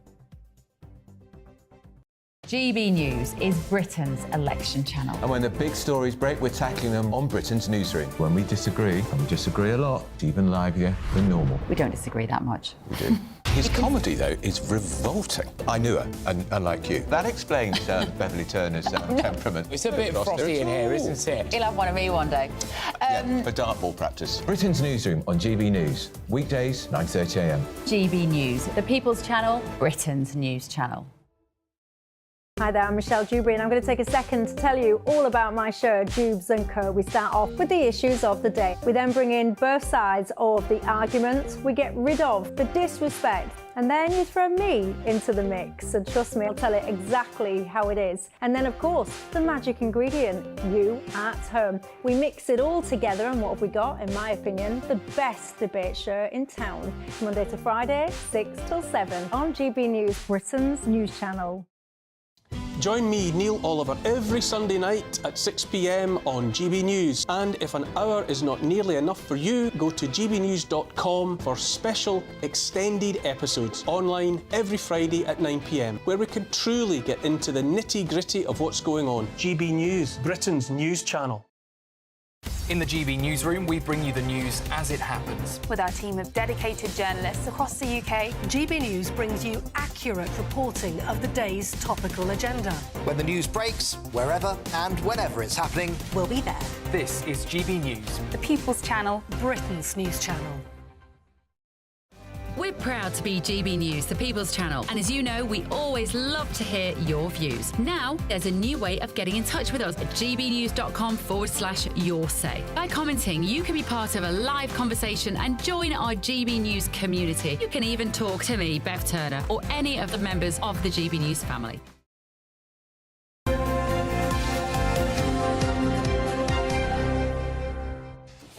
Welcome back. It's 8:32. It's time to go through all your latest sports news now with Paul Coyte. But before that, Coyte, you've put the cat among the pigeons again. Oh, I haven't. Oh, you've upset the GB News at GB. Oh, please not. GB News at GB News. Yes, Richard says, so Chris Hoy is the greatest British sportsman of all time. Jason Kenny, though, has won more cycling medals than Chris Hoy has. Oh, well, there you go, Richard. Take that as you will. Let us know what you think. Lisa B says, Lewis Hamilton, 7-time champion of the world. OK, yeah, well, that's he's up there. Is motor racing F1 a true sport? Ooh. Okay. Oh, I'm just kidding. You're coming out As if fighting. I would say such a thing. You're coming out fighting today. You just sit there, don't you? Just sit there. John says the greatest British sportsman... I would have been in so much trouble. It was just a joke. Sorry, Ellie. Is Steve Redgrave or Chris Hoy? Yep, Steve Redgrave, probably. And KG Cumbria says Bobby Moore. Yeah, agrees with me. Bobby Moore with you. Another says Steve Redgrave is the greatest sportsman from Tony. So no Andy Murray yet and no Mark Cavendish. In fact, John Wilkinson says Andy Murray came back from retirement and achieved nothing. And Jonathan Taylor says Johnny Wilkinson, Coyte. Johnny Wilkinson was the greatest British sports person of all time. Yep. Well, that's very interesting. There you go. Is that Mr. and Mrs. Wilkinson that said that? I'm not really sure. You've got them all going. Well, Andy Murray Really? is making his comeback today. So he's playing in the doubles with his brother Jamie. It's the first time that the doubles have been on centre court in the first week because obviously everybody wants to see Andy. We assumed that it was going to be the end of his singles career. That he was going to play on Tuesday, then pulled out the last minute. So he's going to play doubles, going to be OK with that. And then he's playing mixed doubles with Emma Raducanu, who also did extremely well yesterday. I think she's looking very good. I don't want to put any pressure on her. Well, of course I do a little bit, but she stands a very good chance of getting further at Wimbledon than she has done before. US Open champion in 2021. So it's a lot to ask to go that far. And look, I can hear I'm putting the pressure on already. I'm doing it already. Yeah. Well, but it's because we have hope and faith. Absolutely. But there's a great day of Wimbledon. We've got some great Brits that are playing. We've got Jack Draper playing against Cam Norrie. I don't know whether it's a shame that they're paired up together, and also Katie Boulter and Harriet Dart, they'll be playing as well. But big day Saturday. Yes. How are you feeling about it, Martin? Well, I would like some optimism. My take on England under Gareth Southgate is prepared to be disappointed, and anything else is the bonus. Right, OK. Well, there could be some changes because Gareth Southgate, the rumours that are coming in everywhere from the England camp is that he's going to start playing three at the back, which is going to be more of an attacking formation, which is what we want to see. Now, I'm going to go straight into the enemy camp here. Our great friend, former captain of Switzerland. So if we can get any help from him, and the legend Ramon Vega joins us. Morning, Ramon. Good morning, guys. Any help? Are you joking, Paul? Well, I just think... The only thing I can send you guys is some lovely Swiss cheese and chocolate, you know, a nice taste after the game. This is the deal. We had Alex McLeish on with you, didn't we, just before the Scotland game, and that was a draw. So with this one, we'll have to see how things go. You know, we've got chocolate and cheese on this. Ramon, are you actually the favourites? It seems that Switzerland seem to be the favourites for this game, which for me seems outrageous. For you, maybe outrageous, not for me.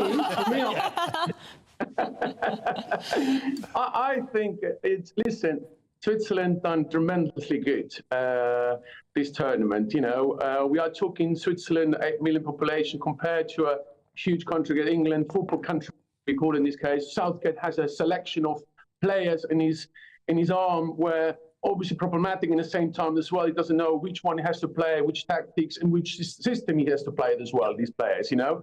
But the one thing Murat Yakin, the manager, has done so well this tournament is really played out tactically the opponent from the beginning, starting with Hungary, where really Rossi, the Hungarian manager, Italian, their tactical awareness is very big and they know exactly what the opponent. He completely outplayed Hungary, but by putting new players into it, have a 3-5-2 system in place, have one player who nobody knew at all before the tournament coming in and scored as well.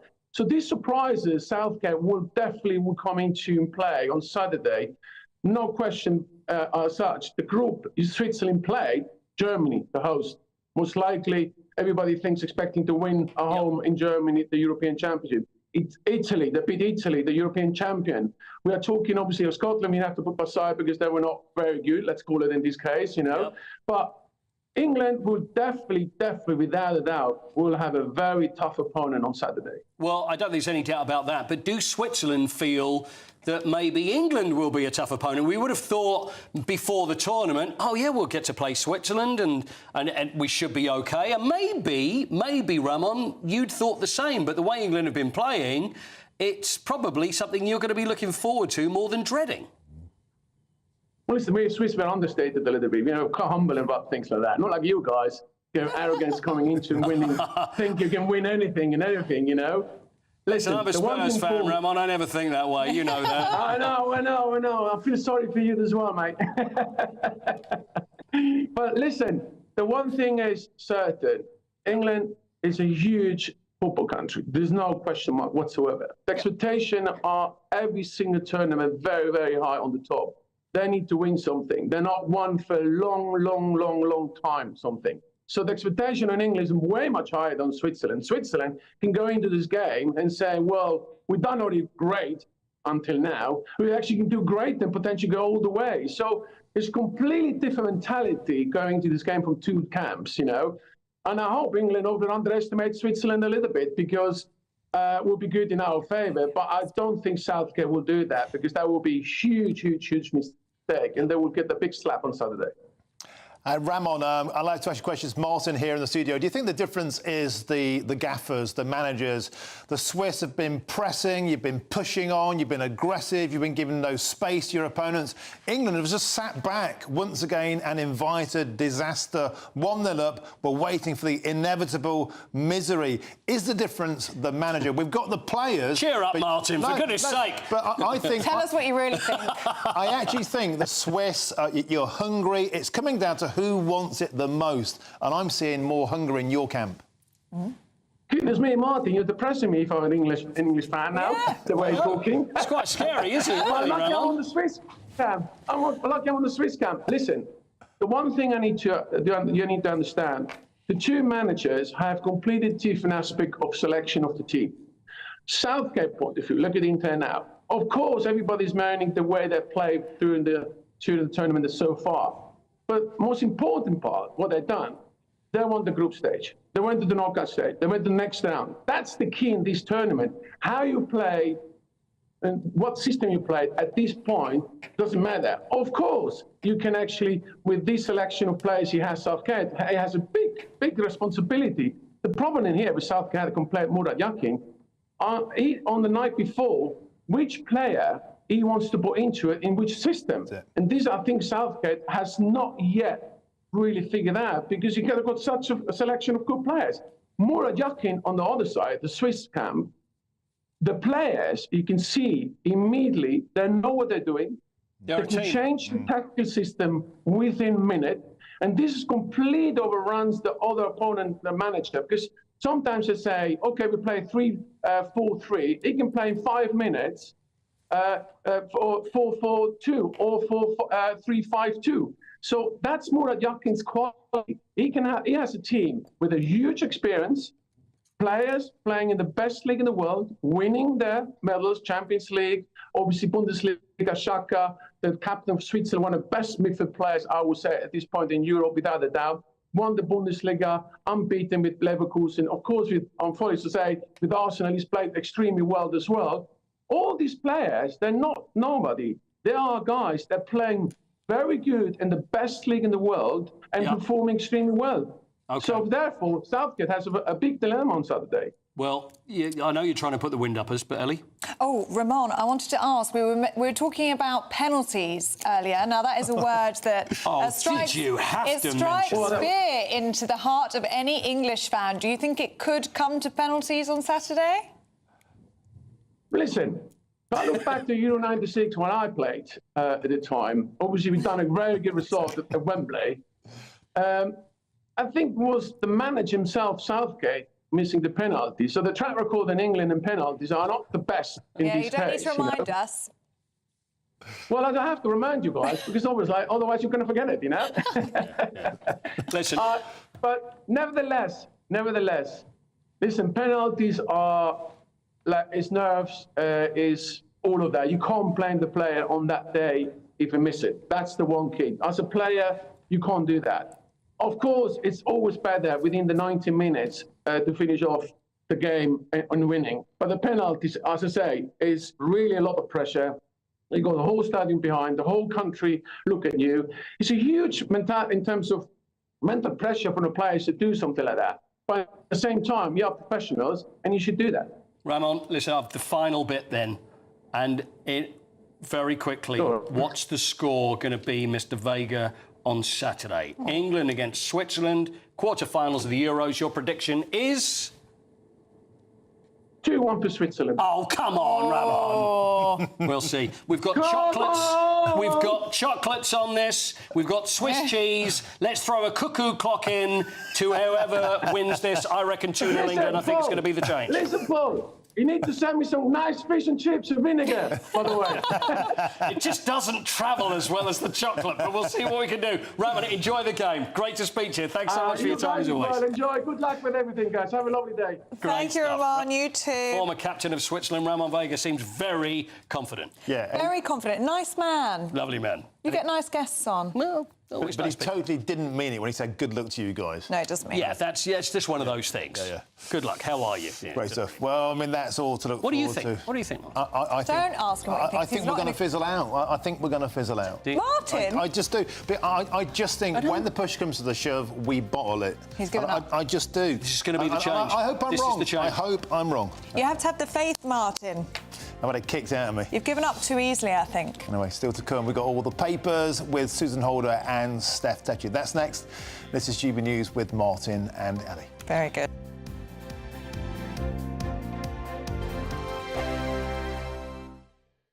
This election night, we're putting on a party. And you are invited. We'll be here with you. Following all the twists and turns.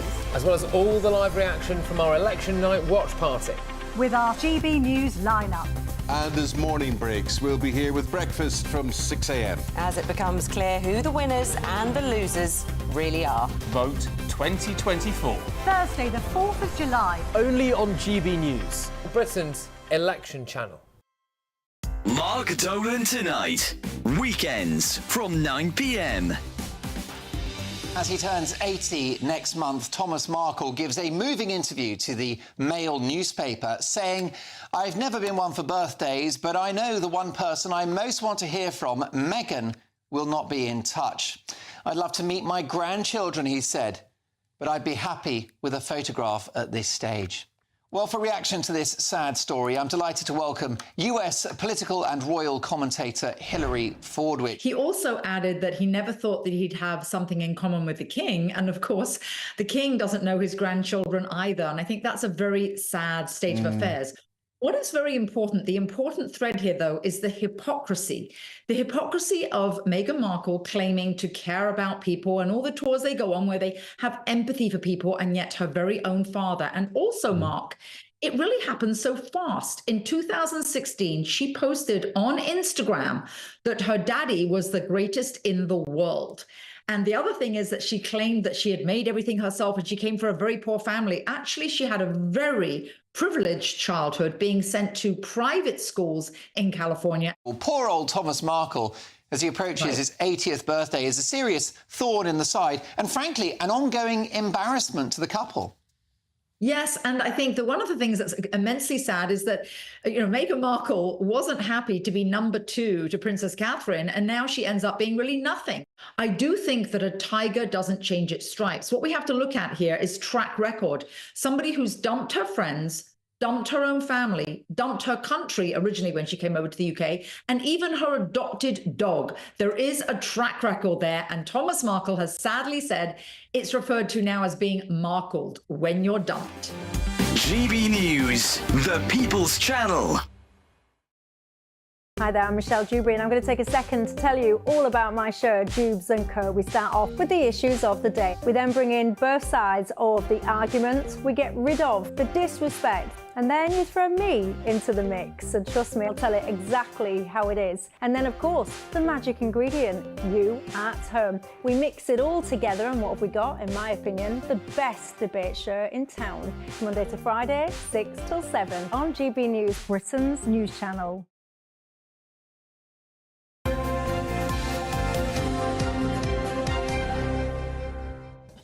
Welcome back to Breakfast. It's 8:47.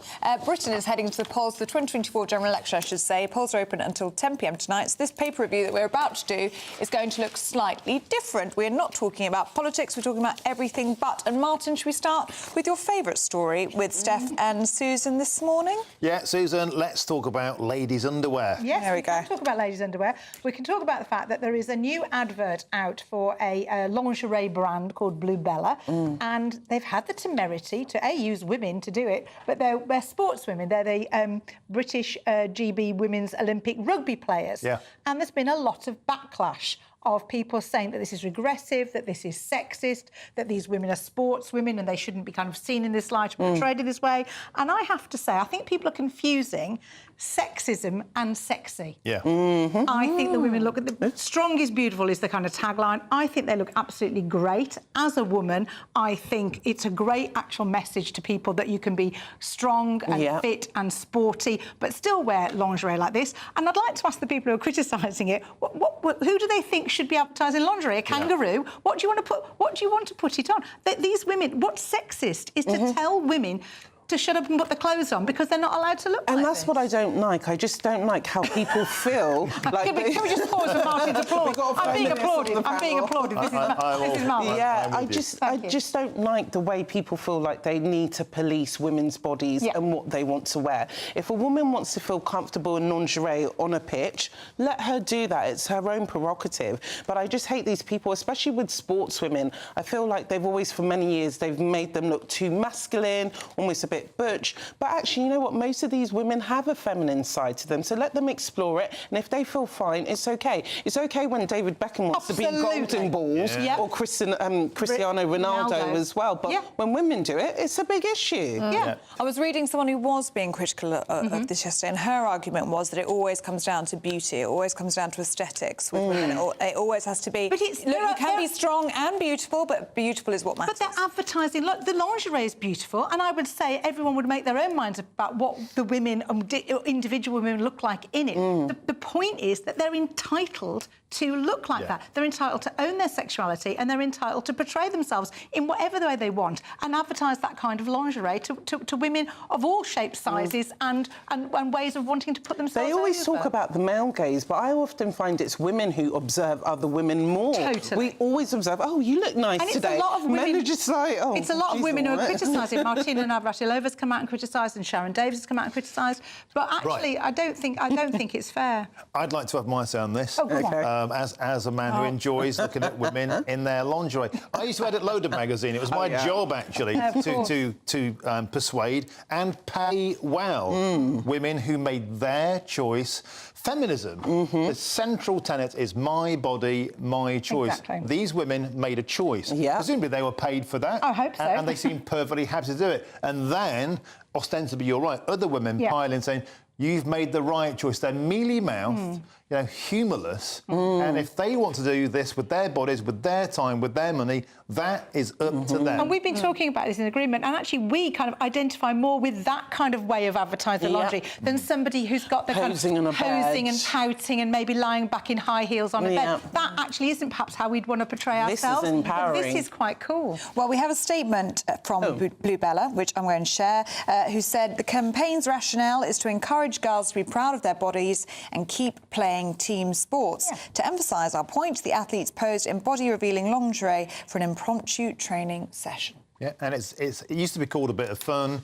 This used to happen routinely. And in the modern world, nothing is allowed unless you agree with this kind of middle-class, sort of mealy-mouthed, you know, mindset. And, you know, who are they to tell these women what to do? Absolutely. They're allowed to do whatever they want. As an advertising technique, we're talking about it. So, you know, there you go. Win-win for the product. Steph, can we talk about driving test fees? Yes. Somebody who's taken, I took 3 tests. You know... It added up.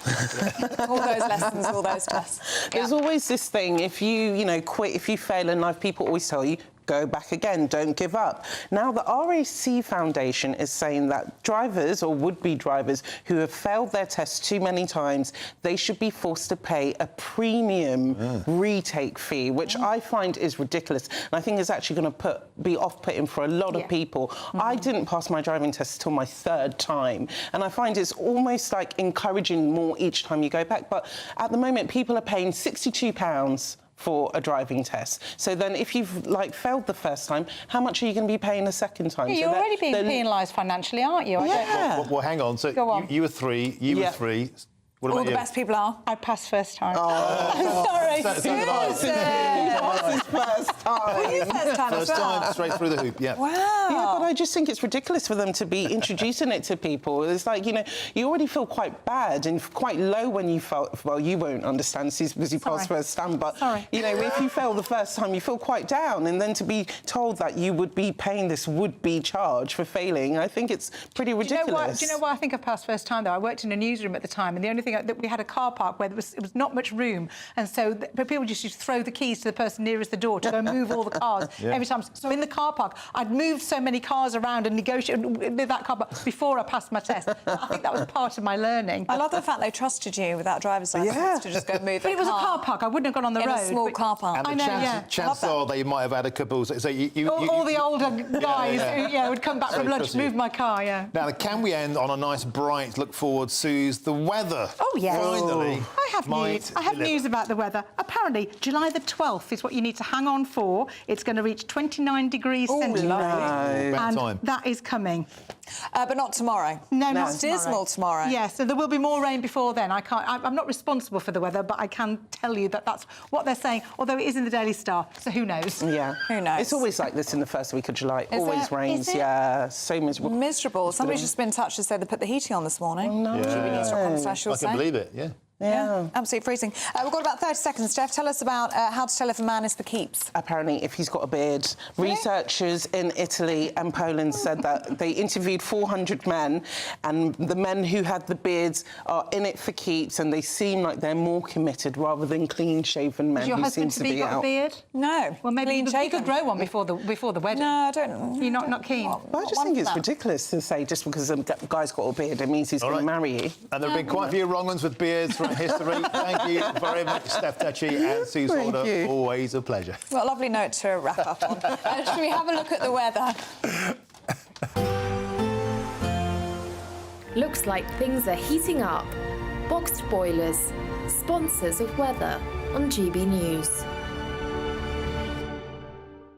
Morning. Here's your latest GB News weather forecast coming to you from the Met Office. After a bit of a cloudy and damp day for many of us yesterday, it's looking a bit brighter and drier for some today, especially across southern parts. Here there will be a good deal of dry and sunny weather around. A few showers perhaps for central parts of England and Wales, but further north the showers are going to be much more frequent for Northern England, Northern Ireland and particularly across much of Scotland. And here those showers could merge into some longer spells of rain, some downpours possible and some strong blustery winds as well. Temperatures are still a little bit below average for the time of year. Nonetheless, we should just about get into the low 20s towards the southeast and feeling warm enough in any sunshine.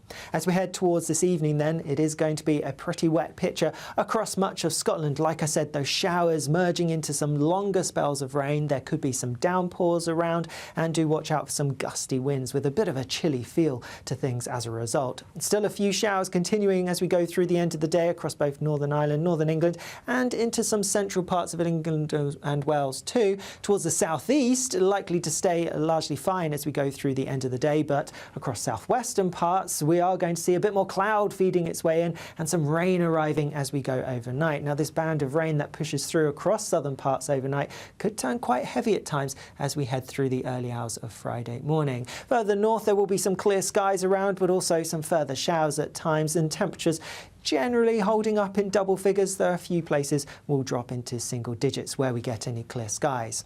So Friday then going to be a bit wet across some central southern parts. Bit of uncertainty as to exactly where this rain is going to be, but it could be wet for some. Further north, a similar day to today really in some extent.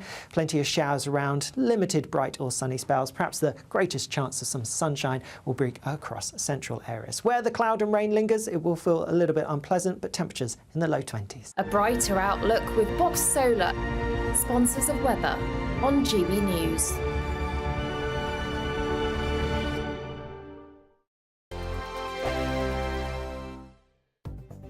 The latest GB News travel.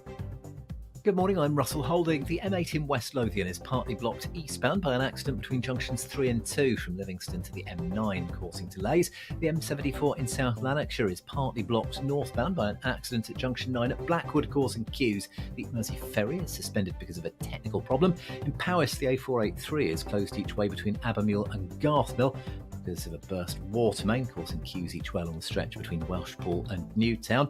In Merthyr Tydfil, the A470 is closed northbound where overnight roadworks have overrun between the Aberconade roundabout and the Reedercar roundabout. On the M1 in Bedfordshire, the inside lane's closed northbound where a car's broken down between junctions 12 and 13 towards Bedford, causing delays. And on the M20 in Kent, there's a lane closed westbound after an accident between junctions 3 and 2 from the M26 to Brands Hatch, causing queues. That's the latest. You can stay up to date throughout the day by visiting our website gbnews.com. It's our summer treat to you. Your chance to win an incredible £30,000 in tax-free cash. Our biggest cash prize of the year so far. With an extra £30,000 in your bank account this year, you could take the ultimate financial holiday and send some of those day-to-day financial stresses packing. £30,000 could get you those nagging home improvements done, buy that brand new car, or just enable you to kick back and relax for the rest of the year. For a chance to win £30,000 in tax-free cash, text cash to 63232. Text costs £2 plus one standard network rate message. You can enter online at gbnews.com/win. Entries cost £2. Or post your name and number to GB07 PO Box 8690 Derby DE1 9TT. UK only. Entrance must be 18 or over. Lines close at 5 p.m. on the 30th of August. Please check the closing time if listening or watching on demand. Good luck. Join me, Nana Akweer, for an informative, interactive news programme with a difference. It's fun. It's true. You're not wrong. No one will be cancelled. Lovely. Join me from 3 p.m. every weekend, only on GB News, Britain's news channel. If you want your news to be straight talking, this is a nightmare for the Conservatives again. Down to earth. It's not just Nottingham where this is happening, is it? And most importantly, honest. Hard-working, middle-class taxpayers, they'll get their book thrown at them. Then catch me, Martin Daubney, Monday to Friday, 3 till 6 p.m. on GB News, Britain's news channel. Every Saturday, 10 till 12, we'll bring you all of the news that you need to know. We'll also remind you that there is so much to smile about. It's my favourite time of the week. I get to relax, enjoy some light-hearted stories, and let Ellie teach me about fashion too. That's Saturday Morning Live, every Saturday, 10 till 12. Only on GB News, Britain's news channel.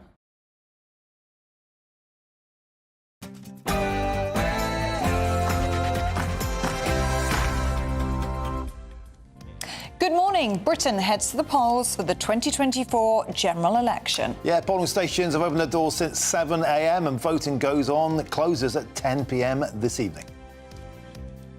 Embattled President Joe Biden vows to stay on as heavyweight Democrats get behind him following a woeful performance in last week's television debate. And it's now day 17 in the search for missing British teenager Jay Slater as forensic police search a property in Tenerife. Meghan Markle has reportedly finished filming her new cooking show for Netflix. But with the Invictus Games documentary failing to hit the right notes with viewers, we're asking, will this next venture be a success? And we'll be crossing live to Henley, where the yearly Royal Regatta is underway with over 300,000 spectators expected to watch rowers battle it out on the banks of the River Thames.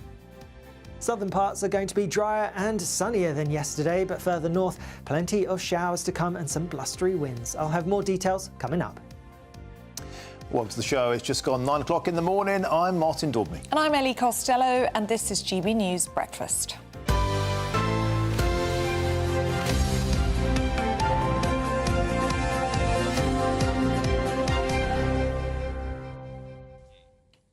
Welcome to the show. Thanks for your company. Now, the polling booths are open. It's a general election today. Now, just one piece of information. We're not allowed to talk about politics today, but please remember to take your ID if you want to vote. Don't be silly like me and forget it. Did you have to go back and then go back again? I did have to go back, and the mayor went back and did it. But yeah, don't forget your ID because they won't let you vote this time without it. Yes, very good public service announcements. The show is going to look a little bit different today. We're not able to talk about politics here, but we are able to talk about politics across the pond because the White House insists that Joe Biden is staying in the race after a report in the New York Times suggested that the president had told a key ally he was weighing up whether or not to drop out of the presidential race. Yeah, of course, this comes as the governor of California, Gavin Newsom, has thrown his weight behind Biden, stating America needs to have the president's back. Well, meanwhile, the US president previously blamed jet lag on his poor performance during last week's TV debate against Donald Trump.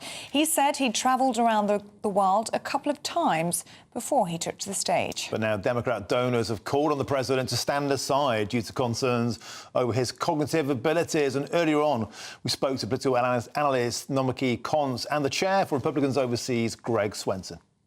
The one that kills the king. Right, so they have to be very careful. And the White House is always going to say, no, President Biden is fine. He's going to keep fighting on. But all they really have to lean on right now is Trump derangement syndrome. They don't really have a president or a presidential candidate that they can look at that's had much success or any in terms of policy and outcomes, especially outcomes. But also now you throw this cognitive challenge into the mix. Now, covering up for presidents is not new. They did it for, FDR toward the end of World War II. He only lasted 3 months into his final term. But John F. Kennedy, I think if you go back to even Dwight Eisenhower, had 2 heart attacks while in office, and the press was very compliant.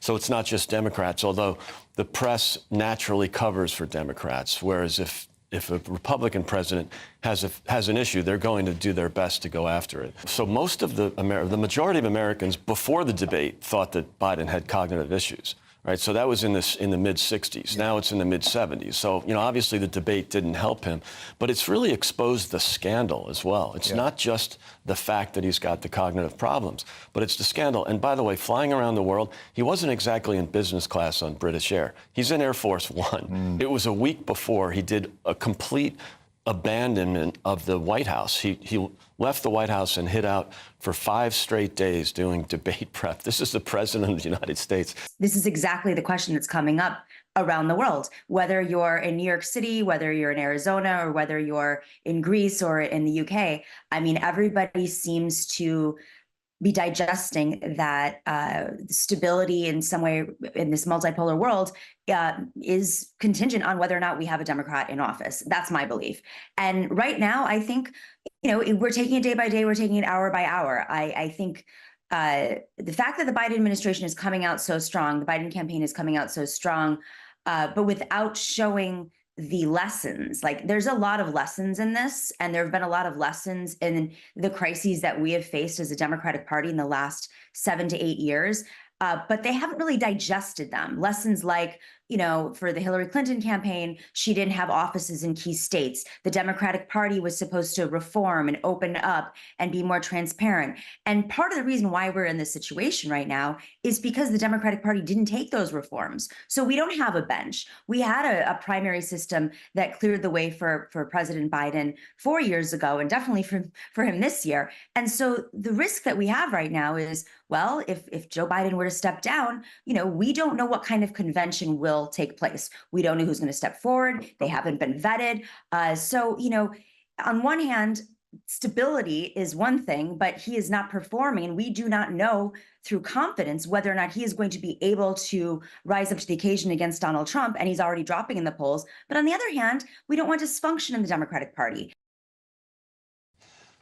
Moving on, forensic police have focused their search on an Airbnb in Tenerife where missing British teenager Jay Slater reportedly vanished from. Well, this comes as one of the men who last saw the 19-year-old insists that the teenager was alive when he last left the property. Meanwhile, Jay's mother, Debbie Duncan, has revealed her pain and agony over her son's disappearance. Well, joining us now is travel writer and owner of MyGuideTenerife.com, Joe Corley. Good to see you this morning, Joe. And fill us in on the latest development, which is that this man, one of the men who last saw Jay, has been interviewed by the authorities. Yeah, the British man is back in the UK now. He was staying at the Airbnb with a friend. These are the two men, of course, who took Jay from Papagayo nightclub in Las Americas and drove him to the Airbnb in Masca, about an hour's drive. The men have been spoken to while they were in Tenerife by the police, and they were called insignificant to the case. And now I think it's Mark Williams-Thomas has also spoken to them in the UK.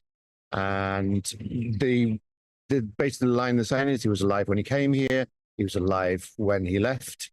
That seems to be where we're at with these guys at the moment. And Joe, do you think this is something of an embarrassment for the authorities in Tenerife, the police force? Because we've been hearing from that initial, almost one-dimensional search, the lead was Jay Slater went for a walk, a long walk, and so therefore the search fanned out over that terrain, sniffer dogs, drones, helicopters, huge amounts of manpower. Meanwhile, a lot of people saying, well, what about the apartment where it seems to have all started? And now, all these days later, Joe, it seems to have flipped back to their rather embarrassing sight of detectives going in protective forensic outfits, whereas the last 2 weeks it's been more or less open season on that property. Tourists from all around the world have been flocking there for selfies. Do you think this latest revelation, flipping back to where we started almost, is something of an embarrassment for the authorities in Tenerife? Well, it does seem strange that this building wasn't sealed off immediately. It appeared to be, from the Spanish point of view, from the Spanish authorities' point of view, that this was definitely a boy that had gone missing in the mountains, and everything else seemed to have been ruled out. So it's kind of strange that over 2 weeks later, now they're doing the forensics. I think when the family were asking for the British police to become involved, I believe that the British police were saying that this should be treated as a crime investigation, and therefore all aspects of it should be investigated fully, and like buildings should be sealed off.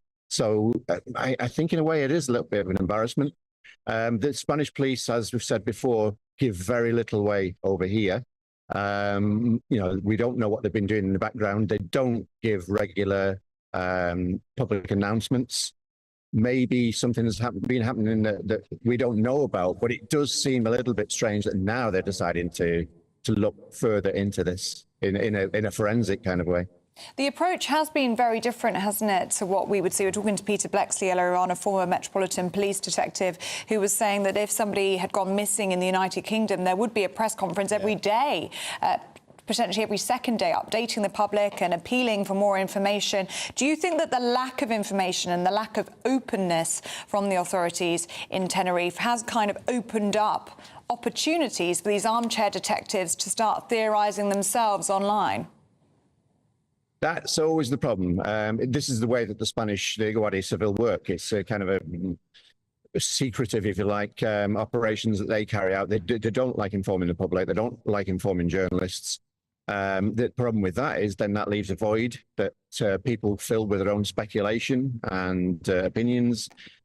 Online Chinese whispers then turn those speculations into so-called fact. And that then spreads. So, yeah, it does cause problems. I don't know why that's the approach that the Spanish authorities take. But, yeah, for sure, it definitely creates that void that people will fill. They want information. And if they don't get it from the official sources, then they'll find it elsewhere. And, Joe, when you go right back to the beginning of this investigation, a lot of us were thinking, well, how come there were two fellas in that property who were allowed to leave the country? Not only themselves physically, but, of course, their devices. I mean, everything now is triangulated, is searched, is correlated via electronic footprints, particularly via their telephones, their mobiles. That evidence just simply was allowed to leave the country. Looking back now, Joe, that seems like an astonishing oversight. It seems surprising, yeah. I mean, again, we don't know how the Spanish police work. We know that they did speak to these boys, these men, while they were here, and they were ruled out of any wrongdoing. And even now, there's no evidence of any wrongdoing. But it's all tied in with, you would imagine that all angles would be investigated from the beginning, and it wasn't just pinpointed on a missing person. It's a strange. The case seems to get stranger and stranger as we go along. And Joe, what's the mood on the island amongst locals there? Are they getting fed up of this now, about the coverage that it's attracting? Because it certainly has brought a lot of scrutiny on the island on the way that the police conduct themselves, or are the public being cooperative? When we had that search, for example, on Saturday, barely anybody turned up to help. Yeah, but bear in mind that was a search. The call was for professionals, for experts in hiking and mountaineering. It wasn't a call for the general public to put feet on the ground. As for the local feeling, there's still a lot of interest in this case, an awful lot of interest. But as we mentioned before, unfortunately, people are now veering towards the more, shall we say, conspiracy kind of ideas and the suspicions that have appeared online. Mainly due to the lack of other information that is out there. OK, Joe Corley, thanks so much for that update there from Tenerife. And that's always the way, you know, if you create a vacuum, which the authorities seem to have done over there, it gets filled with misinformation. That's just the nature of the beast. Maybe they should have handled it differently. As you rightly said, Peter Blakey said if this was a British operation, there'd be daily press conferences, people would be kept in the loop, there'd be an appeal for information, and that in a way stymies that conspiracy theory that tends to fill those vacuums otherwise. So maybe there's a lesson to be learned from that. Well, hopefully the family get answers soon. Now let's go across the pond, shall we? Because Meghan Markle has reportedly finished filming her new show for Netflix, which aims to celebrate the joys of cooking, gardening, entertaining and friendship. This comes after Prince Harry's Netflix documentary Heart of Invictus failed to hit the right notes, with viewers missing out on the top 10 in the streaming charts. So we're asking the question, will this next venture be a success? Well, earlier we spoke to royal commentator Kinsey Schofield. After this recent show, they rented a home near hers in Montecito so that as their cooking set. And they're saying that this is really make or break for Harry and Meghan when it comes to their Netflix contract. Meghan has always been passionate about cooking. You know, you think back to her cookbooks that she did while she was a member of the royal family. You think back to the TIG. This is clearly a passion project for her. And Harry's got a show coming out that is allegedly about It's a reality show based on his polo experiences. And then they also have a scripted movie, Meet Me at the Lake, that is supposed to come out at some point too. But all eyes on these projects, as Harry and Meghan have so far been Harry and Meghan's only commercial success under that $100 million Netflix contract. Look, I think Meghan is a beautiful woman, and I do think she's talented, but I think how you treat people is incredibly important. And not only was she rumored to have been cruel inside Kensington Palace with several bullying allegations, but here in the States, Archwell Productions, their audio section, their scripted section, they've gone through several employees. And I think it's a reflection on the way that people are treated there. And I think as a viewer, you might get that. You might feel that way. And maybe that is where the appeal has been lost. There was an opportunity for her to return to acting because there's an entire new reboot of Suits that's being, happening right here in the States. She easily could have jumped into that and she didn't. But Ellie, we do think that she has partnered with Netflix when it comes to American Riviera Orchard.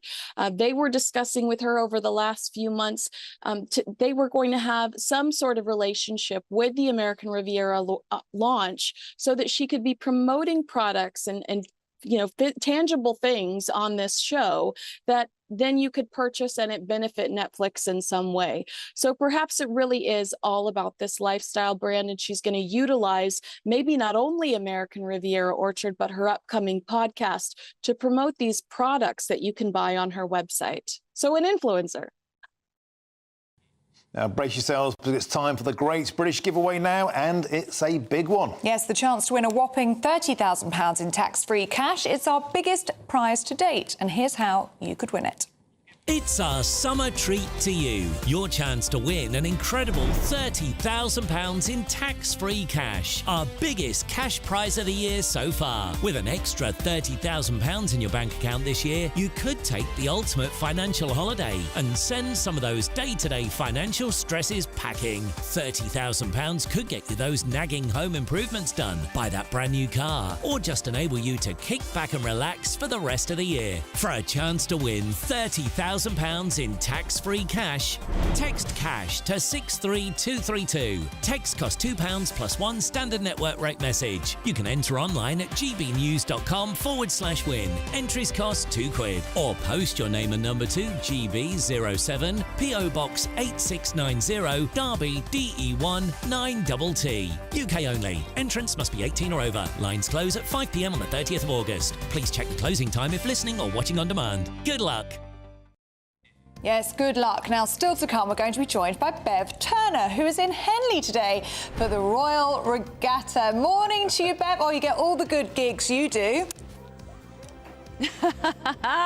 Morning both. How beautiful is this? I'm at Henley Royal Regatta on the River Thames. That side of the river is Berkshire, where we are now. That side of the river is Oxfordshire. This is a unique event on the sporting calendar here in Great Britain. A very successful combination of sporting action. We've got Olympians here today. I'm going to be talking to some of them, but also rather a lot of socialising goes on here. I've got the very tough job of being on this boat this morning. I'm going to be talking to all sorts of people. We've got a race just coming across. If I can get my camera, Lady Lucia, to turn around, you can see a little bit of the action. Morning. It's a very busy stretch of the river this morning. 300,000 people attend this event over Tuesday to Sunday. I'm on the boat and I've got a very special skipper with me this morning as well, Ed China. You'll know him from the TV. I'm going to be talking to Ed. He's a resident of Henley as well. Don't go anywhere. Join me, Neil Oliver, every Sunday night at 6 p.m. on GB News. And if an hour is not nearly enough for you, go to gbnews.com for special extended episodes online every Friday at 9 p.m, where we can truly get into the nitty-gritty of what's going on. GB News, Britain's news channel. I'm Christopher Hope. From pop stars to politicians, I'll interview anybody in a pub who's got a political opinion. Join me every Friday on Spotify, Apple Podcasts, YouTube or gbnews.com, or wherever you get your podcasts. GB News, Britain's election channel. This is GB News, Britain's news channel. Do you put jam or cream first on your scone? Divisive. A new study has found that 44% of Brits put jam on before the cream. Which is the right way to eat a scone? In my opinion, definitely jam first. But I have to say, do you know what? As long as you enjoy it and it's delicious, you've got nice scone, nice jam, amazing clotted cream, who cares? Paul, why the jam first? Because I love that chilled clotted cream that you hit first, then into that room temperature jam, and then that lovely baked scone. And one of our viewers has written in and said actually she puts the jam on first because otherwise you would get it all over, as in it would wobble off on the top of the cream. But I think it's easy to dribble the jam onto the cream. You're not spreading the jam onto the cream if you put it on top. I would do jam first because it just seems to make less mess. So the jam spreads easy and just a dollop of cream on top. Is there much of a market for the savoury ones that you have? Yeah. You know, like when you're frying onions for a hot dog, like fairground onions, fold that through your scone mix, bake your scones, so you've got this lovely kind of like roasted onion scone mix. Into it. Braised beef, clotted cream, horseradish and watercress. Oh, my word. Absolutely incredible. Well, you're very adventurous, Paul. Very adventurous. Yes. But think of it, you know, like when you make beef stew and you put those scones, drop scones on top, like a beef cobbler. Yeah. It's that inspiration. Well, I would call it like a dumpling. Paul, do you think very quickly, do you think these will become a classic? Yeah, 100%. Absolutely. Because I think there's just so much more to clotted cream, scones than just the traditional cream tea. GB News, the People's Channel. In the GB Newsroom, we bring you the news as it happens. With our team of dedicated journalists across the UK, GB News brings you accurate reporting of the day's topical agenda. When the news breaks, wherever and whenever it's happening, we'll be there. This is GB News, the People's Channel, Britain's news channel.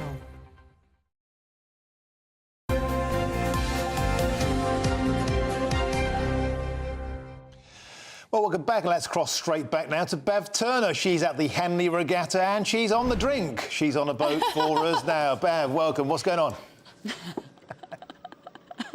If you're listening on the radio, on the drink, yes, I'm on the river. I'm not quite on the Pims just yet, but there might be some people in these tents who already are. Let me tell you, this is a crowd that knows how to enjoy itself. In fact, this is a completely unique sporting occasion.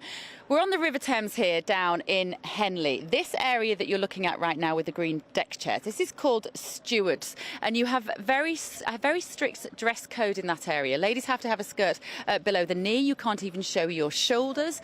Men have to have a shirt and tie. In fact, Gordon Ramsay appeared, I think it was last year, in very smart jacket and trousers, but he had a T-shirt underneath and they wouldn't let him in. It's incredibly traditional.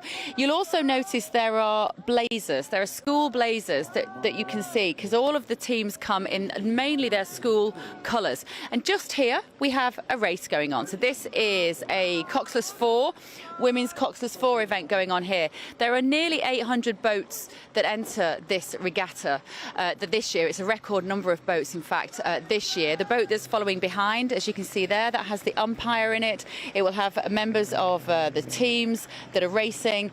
And even though this is a very social occasion, it's also a build-up to the Olympics and the World Championships. Of course, it's an Olympic Games this year.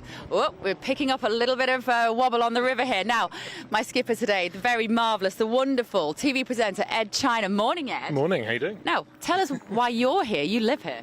I do. This is a fantastic part of the world to live in, actually. It's gorgeous. It's like right now we're actually kind of sailing towards a Constable. It's an amazing place to be, and of course it's very, very active during the season. It's just a wonderful place to be. Yeah. Now, you're more used to fiddling around with cars. People will be looking at you and going, it's the guy from Wheeler Dealers, and you have a huge YouTube channel as well. You have, you know, over 1 million people subscribe to your YouTube channel. Are you happier on the water or behind the wheel of a car? Funny you should say that, actually, because I've just bought an amphibian. So I get to do both. So yes, they're very different experiences, and I think on the river you get to chill, and in fact almost the slower you go, the more wonderful it is. With cars it's probably the other way around, but with the amphibian you can do both at both times. Yeah.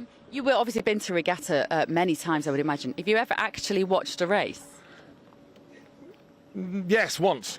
Yes, thinking about it. It was Becky Wild, so a friend of ours. She's actually in the Olympics. She qualified just now, actually. So yeah, so that was the one time. I've attended Henley Regatta many times over the years, and I can honestly tell you, I don't think I've watched a whole race. And it is very traditional. There are no big screens here to watch the action. So as you stand on the bank, you might see a boat go past quickly. I'm going to be talking to Sir Steve Redgrave later on Britain's Newsroom this morning, amongst other athletes. So stay with us. It's a beautiful day. Where would I rather be? Nowhere.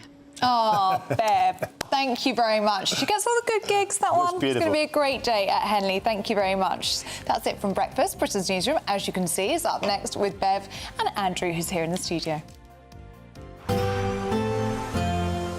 A brighter outlook with Box Solar, sponsors of weather on GB News. Morning. Here's your latest GB News weather forecast coming to you from the Met Office. After a bit of a cloudy and damp day for many of us yesterday, it's looking a bit brighter and drier for some today, especially across southern parts. Here there will be a good deal of dry and sunny weather around. A few showers perhaps for central parts of England and Wales, but further north the showers are going to be much more frequent for Northern England, Northern Ireland, and particularly across much of Scotland. And here those showers could merge into some longer spells of rain, some downpours possible, and some strong blustery winds as well. Temperatures are still a little bit below average for the time of year. Nonetheless, we should just about get into the low 20s towards the southeast and feeling warm enough in any sunshine. As we head towards this evening then, it is